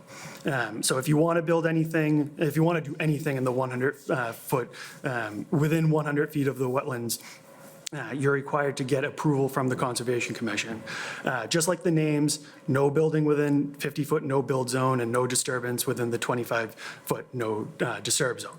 However, under the current bylaw, if an applicant proves that it's unavoidable to do a little bit of work in the 50-foot no-build zone because of things like topography or costs, the commission may allow up to 10% encroachment into the no-build zone.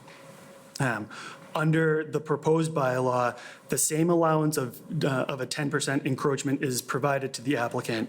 However, the commission is also given the ability to allow further encroachment into the no-build zone if the applicant agrees to replicate a proportionate amount of wetlands or buffer zone elsewhere on the property.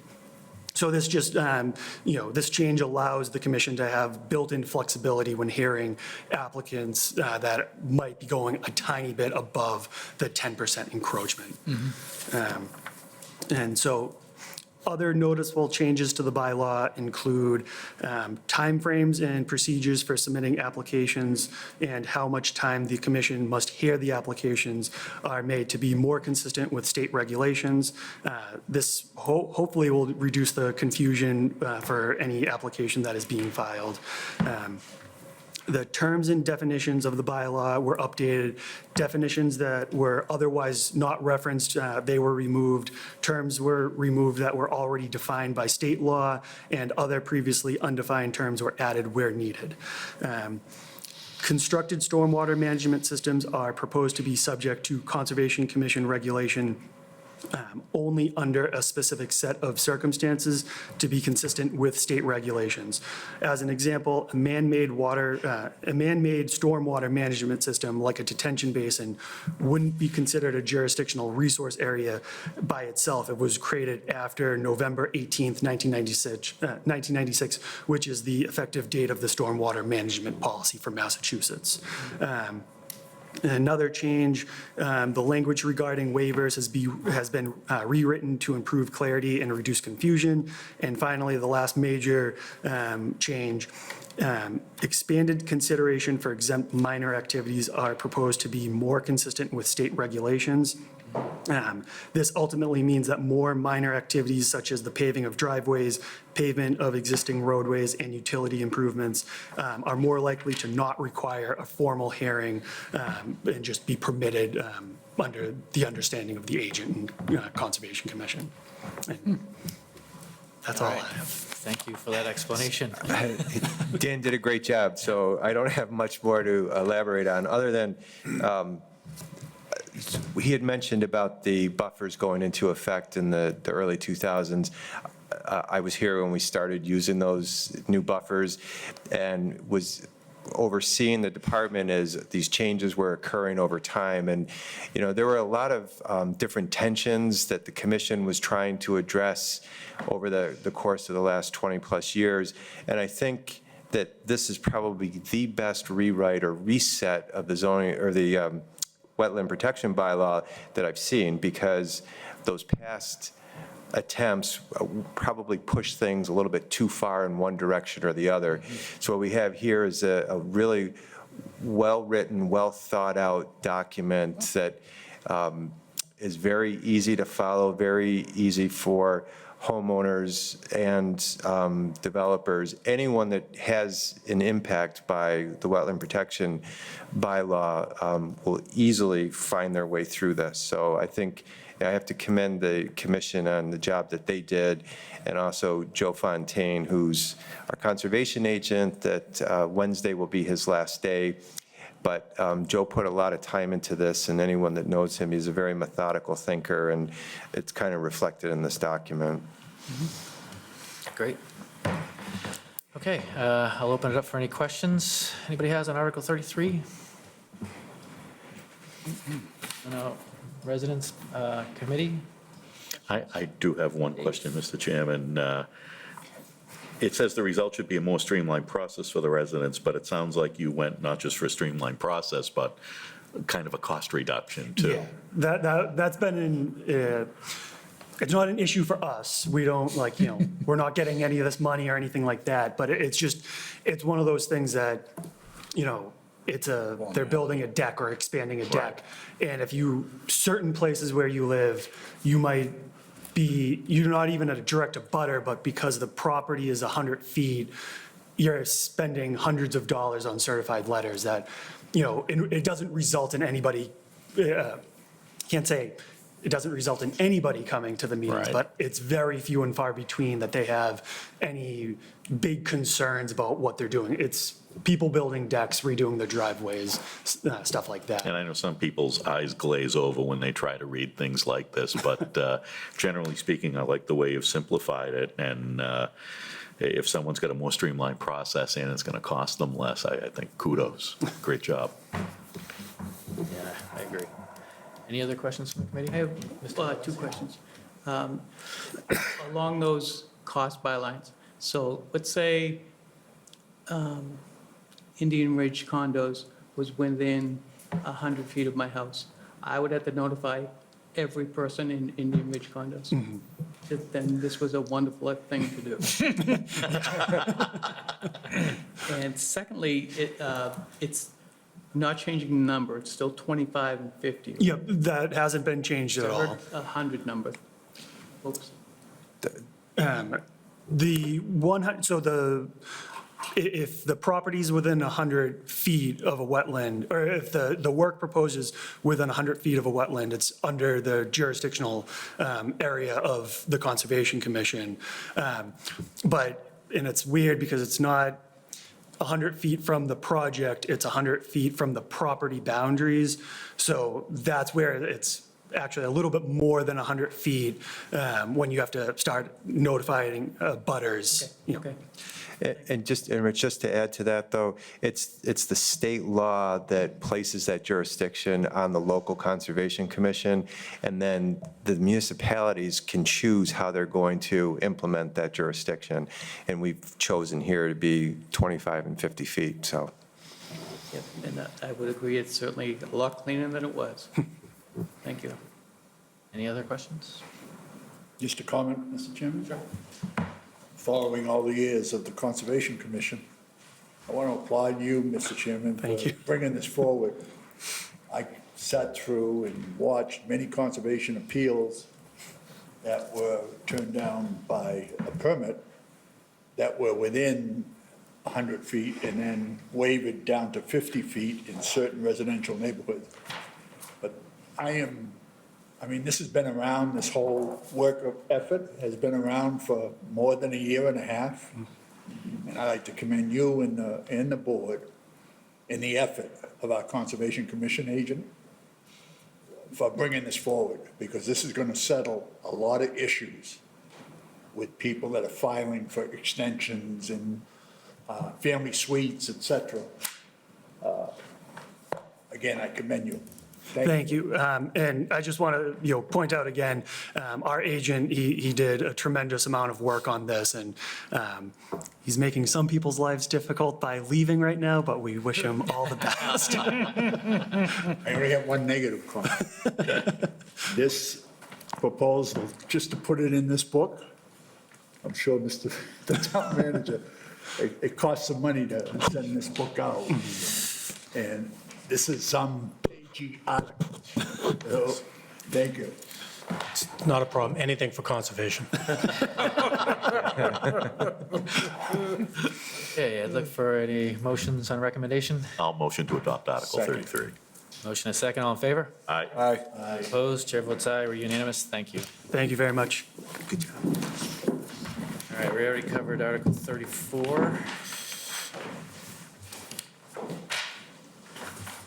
So Article 35. Article 35 was a petition article, but we think we can handle it. It's pretty straightforward. It's a lot asking town meeting to authorize the selectmen to accept an easement from a development that was required to put in a sidewalk, so we're going to accept the easement for a sidewalk. Okay, any questions on Article 35? Any from the committee? Any motions? I'll motion to adopt Article 35. Second. Motion a second, all in favor? Aye. Any opposed? Chair votes aye, we're unanimous. Article 36. So Article 36 is an article that we put at the end of the warrant for town meeting because it's going to require a secret ballot. The article is going to be amended. The amendment won't require a secret ballot, but the main motion will require a secret ballot. Well, sorry to interrupt. The amendment's going to take? No, Okay, the amendment thank you. will not, I asked town council already, will not require a secret ballot. The main motion is the only one that does. The amendment, and there's a handout, it's different than what's in the handout.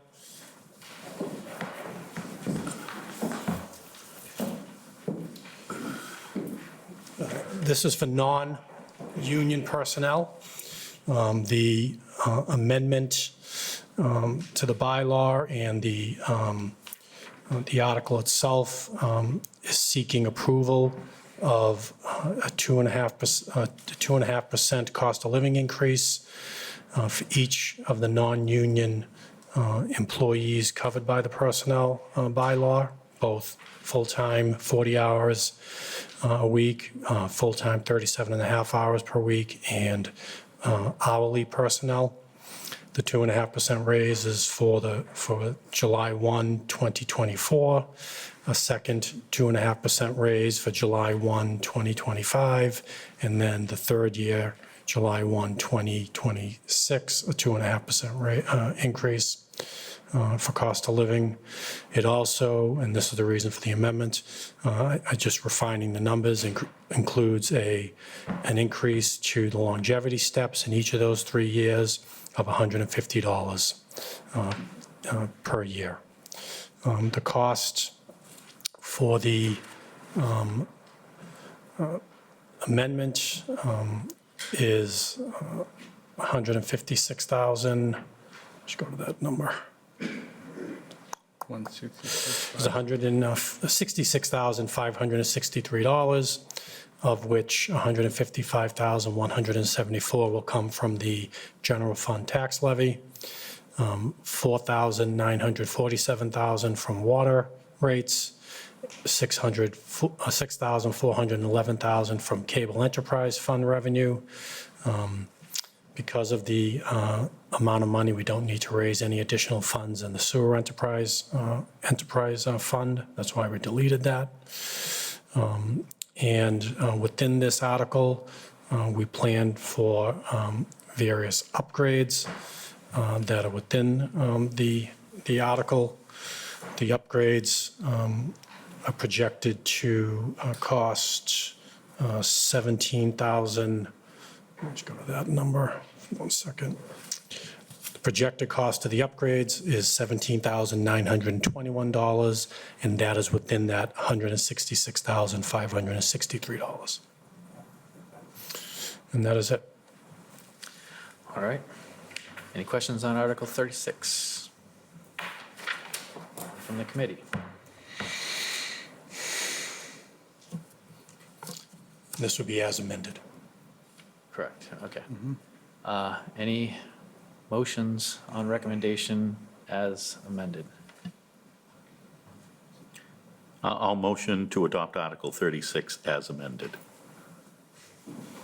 We have a motion and a second. All in favor? Aye. Not voting. Any opposed? Chair votes aye.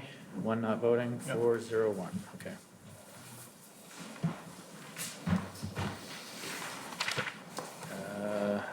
Now we move to zoning. Sure. It's Article 41.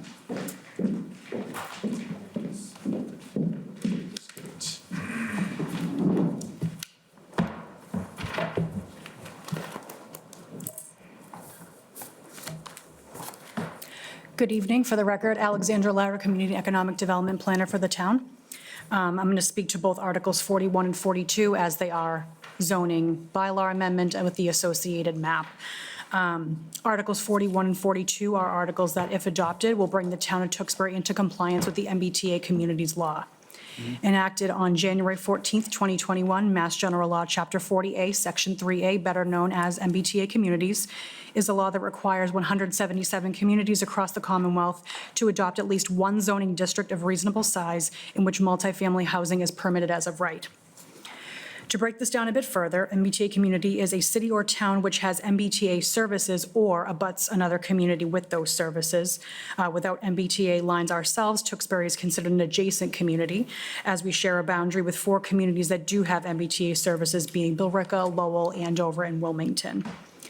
Adjacent communities have certain bulk requirements to meet, which are scaled back slightly from our neighbors that do have those MBTA services, and I'll discuss those in a few moments. But before I do, I want to touch on what permitted as of right means with relation to multifamily housing. From a zoning perspective, multifamily housing being by right is very similar to an educational or a medical use. The uses themselves are not required to reach higher thresholds for justification for approval, like that use that requires a special permit, a car wash, for instance, if folks have been following the planning board agenda lately. However, site work, building construction, and paved areas must adhere to the provisions of the zoning bylaw, Wetland Protection Act, as we just heard, and building code, among other state and local regulations. And let's take a moment and go back to what a district of reasonable size means for Tewksbury as an adjacent community. The district of reasonable size must comprise of at least 50 total acres of land. Density must be at least 15 housing units per acre. And the multifamily housing cannot have age restrictions, and on that same token, must be suitable for families with children.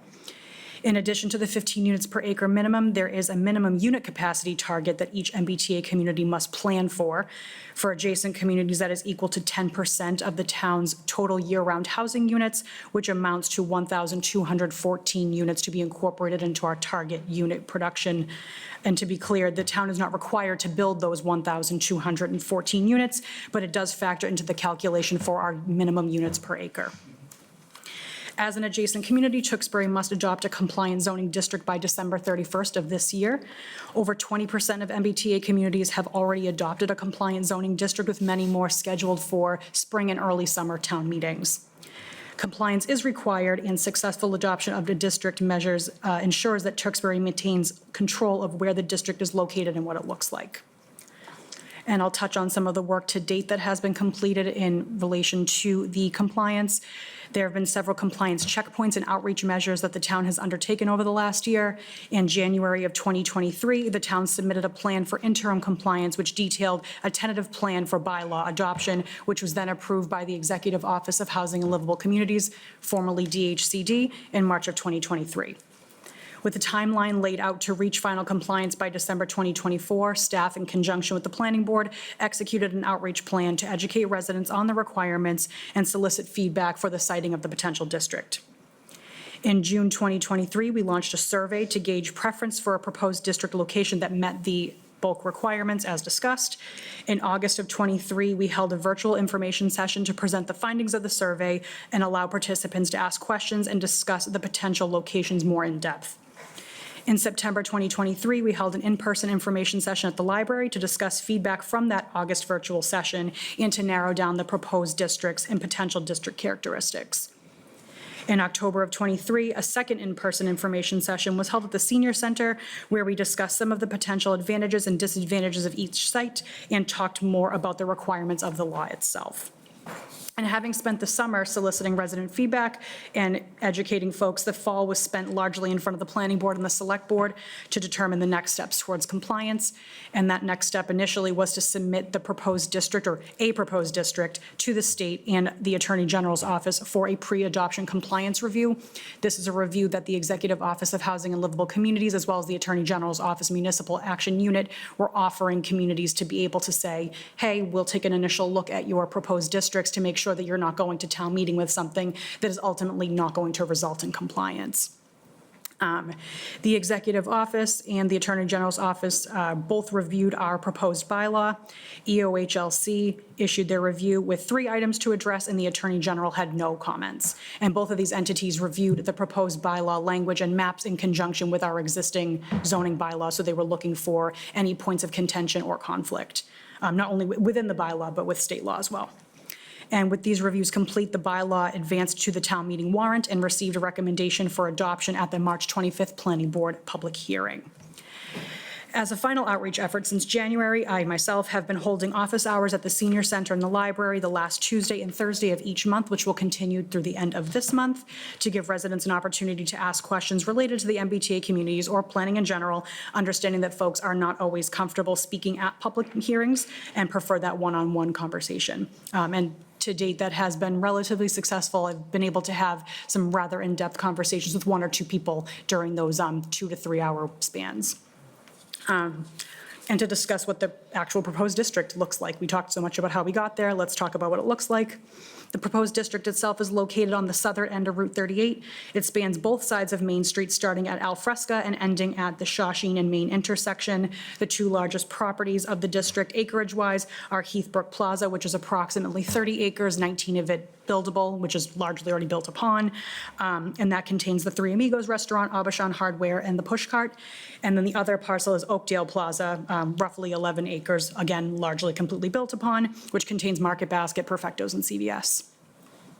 Based on previously discussed calculation for density, where we talked about that target unit production, as well as the minimum 15 units per acre, this district has a proposed density of 18.8 units per acre.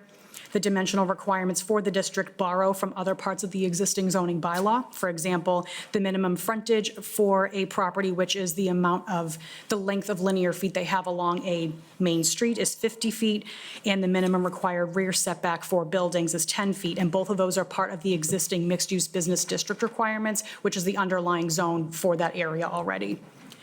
The zoning district would be adopted as an overlay district, meaning that the existing mixed-use business district requirements, as discussed and referenced, and allowed uses will remain in effect. The overlay district sets the table for additional possible redevelopment in the future.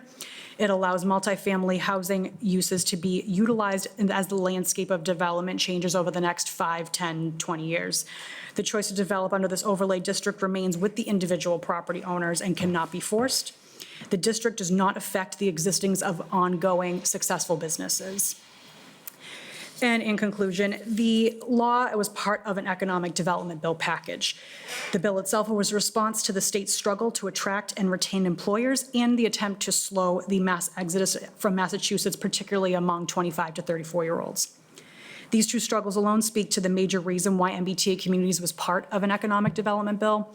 There is not enough housing stock for employers to expand here and expect their employees to live a reasonable distance from work.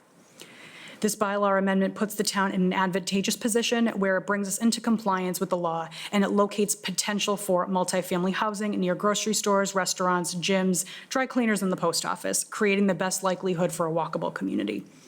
Successful adoption of this article also gives the town competitive advantages for grant programs as well as long-term planning efforts with the state.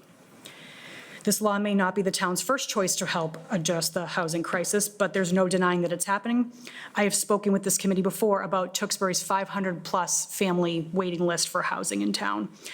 We've also shared surprise at Tewksbury's $2,200 a month median rent, putting it near the top of the region, right next to Westford. And the 0% vacancy rate in rentals and 0.1 vacancy rate in ownership units, whether that's single-family homes or individually owned condos or townhouses. Compliance with the MBTA Communities Law ensures that the town retains as much local control as possible, not only with potential development within the district, but it also frees up time and resources to examine Tewksbury zoning in ways that actually matter to residents a little bit more, hit a little closer to home, like relooking at our family suite bylaw. And I am happy to answer any questions. Okay, that was a lot. More of less fun than the wetland one. I'm not going to make any determination on that. Any questions on Article 41 or 42 from residents? Seeing none, any from the committee? Just a comment and a question. The comment being, I think this was excellently laid out. It's a compliance issue for Tewksbury, and I think you involved the community and applied the regulations in the best way possible. The one question I had, and I think it may have been asked at one of our finance committee meetings, and I can't remember the answer, is the maximum building height of 4 stories. Do we have fire apparatus that can handle that? We do. Okay. Thank you, that was it. Yep. And that was also borrowed from other sections of the existing zoning bylaw. That was it, Mr. Chairman. Okay, thank you. Well done. Any other questions from the committee? Mr. Yes, Levis? I want to thank you and your team for all your tremendous work on this. I know this has created a lot of confusion with a lot of people all over town. And I think it's important before we get to town meeting, that we all understand it. Because A, it is the law, so we have to follow the law. And B, what it isn't is what you said in a lot of your stuff. It's not a mandate to build. It doesn't supersede any existing bylaws. It doesn't exempt development from local regulations. It does not allow the town or state to impose eminent domain, and it does not require affordable housing. So there's a list of other things that you put out also that it does not do. So I think if we have to go into town meeting with everyone understanding what it is and what it isn't. Is the law, and we're doing what's required of the law. It's not going to say 1,200 odd units aren't going to pop up overnight. None are going to pop up overnight. None might pop up for years to come, who knows? So it's important for people to know that. And again, thank you for your hard work on it. Thank you. I have a comment. The residents also need to know what happens if we don't comply with said law. I believe it's Milton.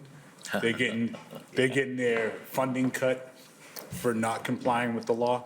So initially, they had a $150,000 grant that they were using for seawall repairs that was rescinded, and that was specifically as laid out in the guidelines that were established when this law was passed. And they are currently under suit with the Attorney General's office to be heard later this year.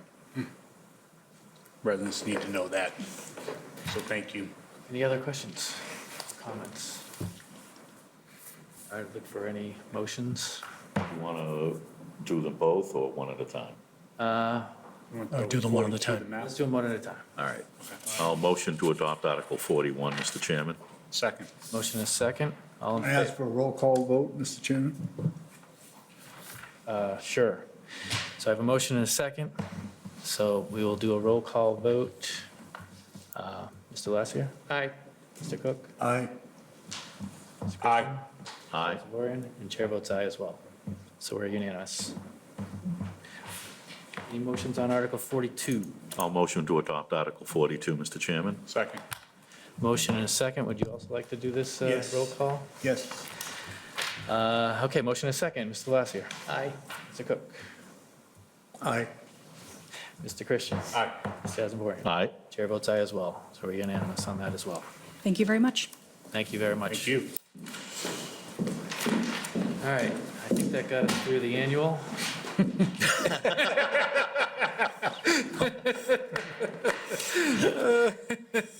Plowing right ahead. Let's go to the special. Article 1. Thank you, Mr. Chairman. Article 1 of the special town meeting is to transfer funds within the FY24 departmental budgets to cover projected deficits and to cover those deficits utilizing budgets that we're projecting surpluses. The first two are for police and fire overtime. Police is $375,000, fire is for $200,000. We're projecting deficits in both accounts. For police, it's due to retirements, fulfilling shifts on overtime because we've lost members due to retirement, military deployment and injuries, and we need to cover shifts. For the fire, it's similar, retirements and injuries, and to assist using overtime to run the second ambulance. Also, we need $10,000 for fire apparatus repair. Just the cost of vehicles and repairing them this fiscal year was higher than we budgeted. School Medicare, an additional $55,000 for the Medicare tax. This is a function of payroll, and it was higher than projected. DPW highway regular salary is $35,000. We have an employee out on workers' comp. We thought that case will be resolved by now, but it hasn't, so we're covering that employee's salary, and we have a deficit of $35,000. Essex agricultural tuition came in higher than we projected, so we need to fund that in the amount of $23,387. Town Medicare, again, this is a function of payroll. We're projecting a deficit of $75,000. A lot of this is due because payroll being higher than projected, and for when we, in police details, we can't project how much police details will be in a given year, and that gets taxed for Medicare tax, so that's part of it. Facilities and grounds, repairs and maintenance, $10,000. That fund is running low, and we'll just need additional funding to get to the end of the fiscal year. The way we're going to fund these projected deficits, police salaries has additional funding due to the vacancies, due to retirements, military deployment. There's additional funds within that budget to utilize. Town council, we're projecting a surplus in that budget based on the amount of use of town council this fiscal year. Principal maturing debt, $70,000. Funding is available because of the amount we put in the budget for the principal for the DPW school maintenance facility came in less than we projected, and that's the same with town interest maturing debt, $359,000. Interest came in less than we projected for the DPW maintenance facility, so funds are available to be used. Liability insurance came in, and this is property and liability insurance, came in less, the premium was less than we projected, so there's an available $61,125. Town group health, $100,000. There were less subscribers than we projected in FY '24. That was the same for school group health. There's a projected surplus of $92,262. And library salaries, because of new hires coming in less than the previous person in that position, there's a surplus of $10,000, and because we spent less for weekend coverage. All right, thank you for the summary. Any questions on Article 1? On the special town meeting warrant? Seeing none, any from the committee? Any motions? I'll motion to adopt Article 1. Motion is second, all in favor? Aye. Aye. Any opposed? Chair votes aye, unanimous. Article 2? Article 2 is utilizing free cash in the amount of $137,017.79 for the following one-time items.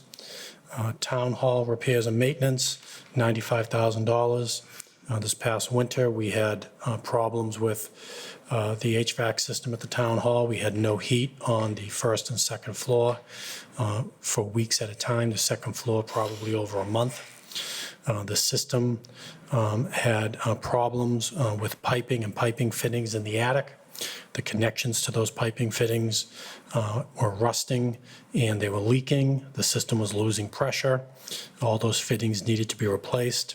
And they were really emergency repairs to get heat back into the building.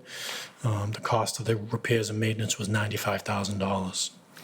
School replacement vehicles, we had 2 police cruisers that were in accidents.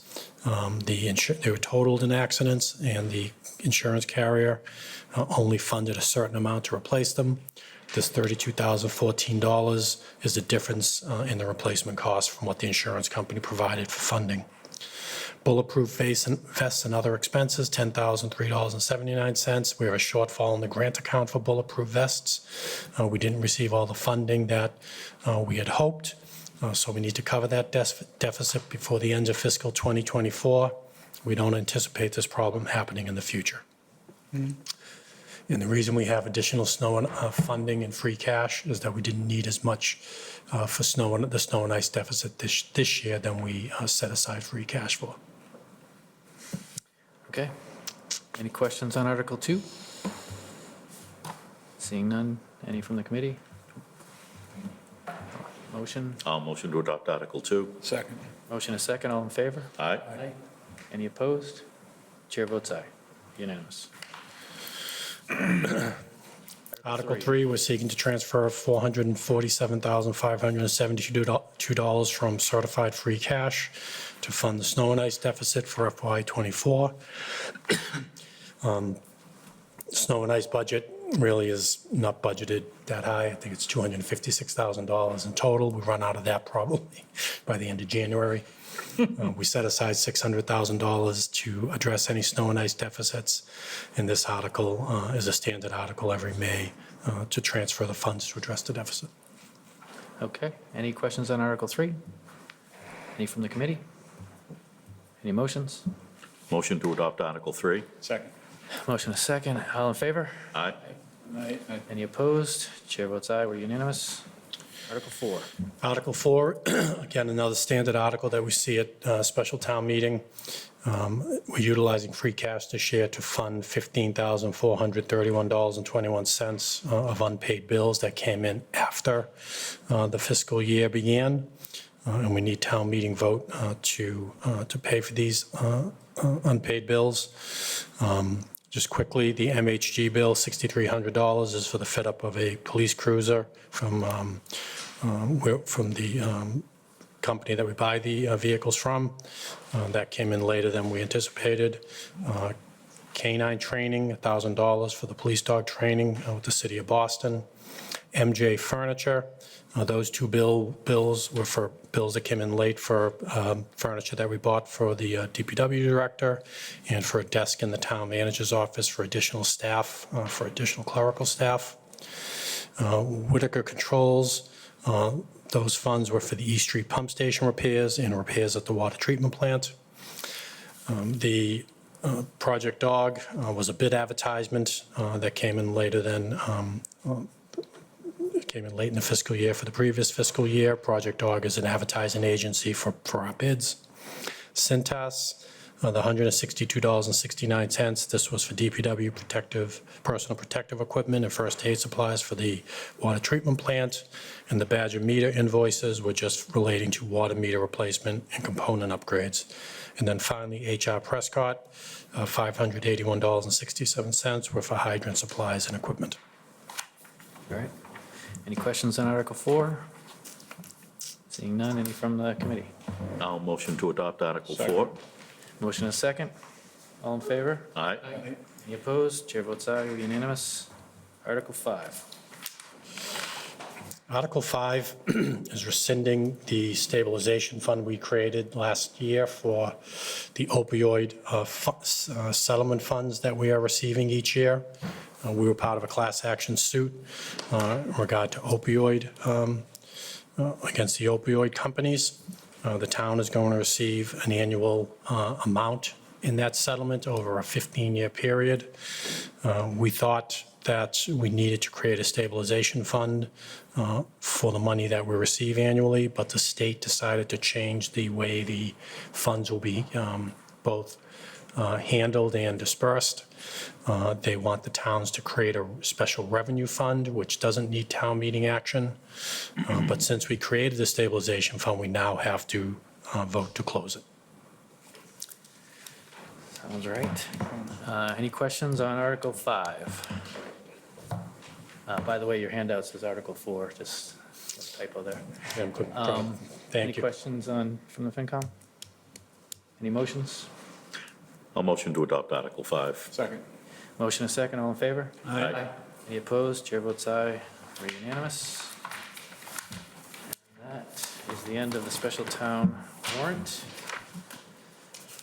So with that, I'd look for a motion to close the public hearing. So moved. Second.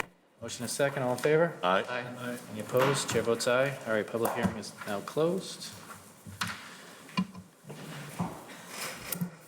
You don't have any transfers or anything, Richard? No? No, we're done. Okay. No timesheet yet, Kathy? Nope. For the meeting. Whenever you want to get paid. We have meeting minutes from April 8th. Yes. Any comments or motion to accept? Motion to accept minutes from the 8th. Second, all in favor? Any opposed? No voting. Chair votes aye, 4-0-1. Any other last thoughts? Great work, everyone. All right. Look for a motion to adjourn. So Second. Motion and second, all in favor? Aye. Any opposed? Chair votes aye, we are adjourned. Thank you, everyone. Thank you. Thank you, everyone.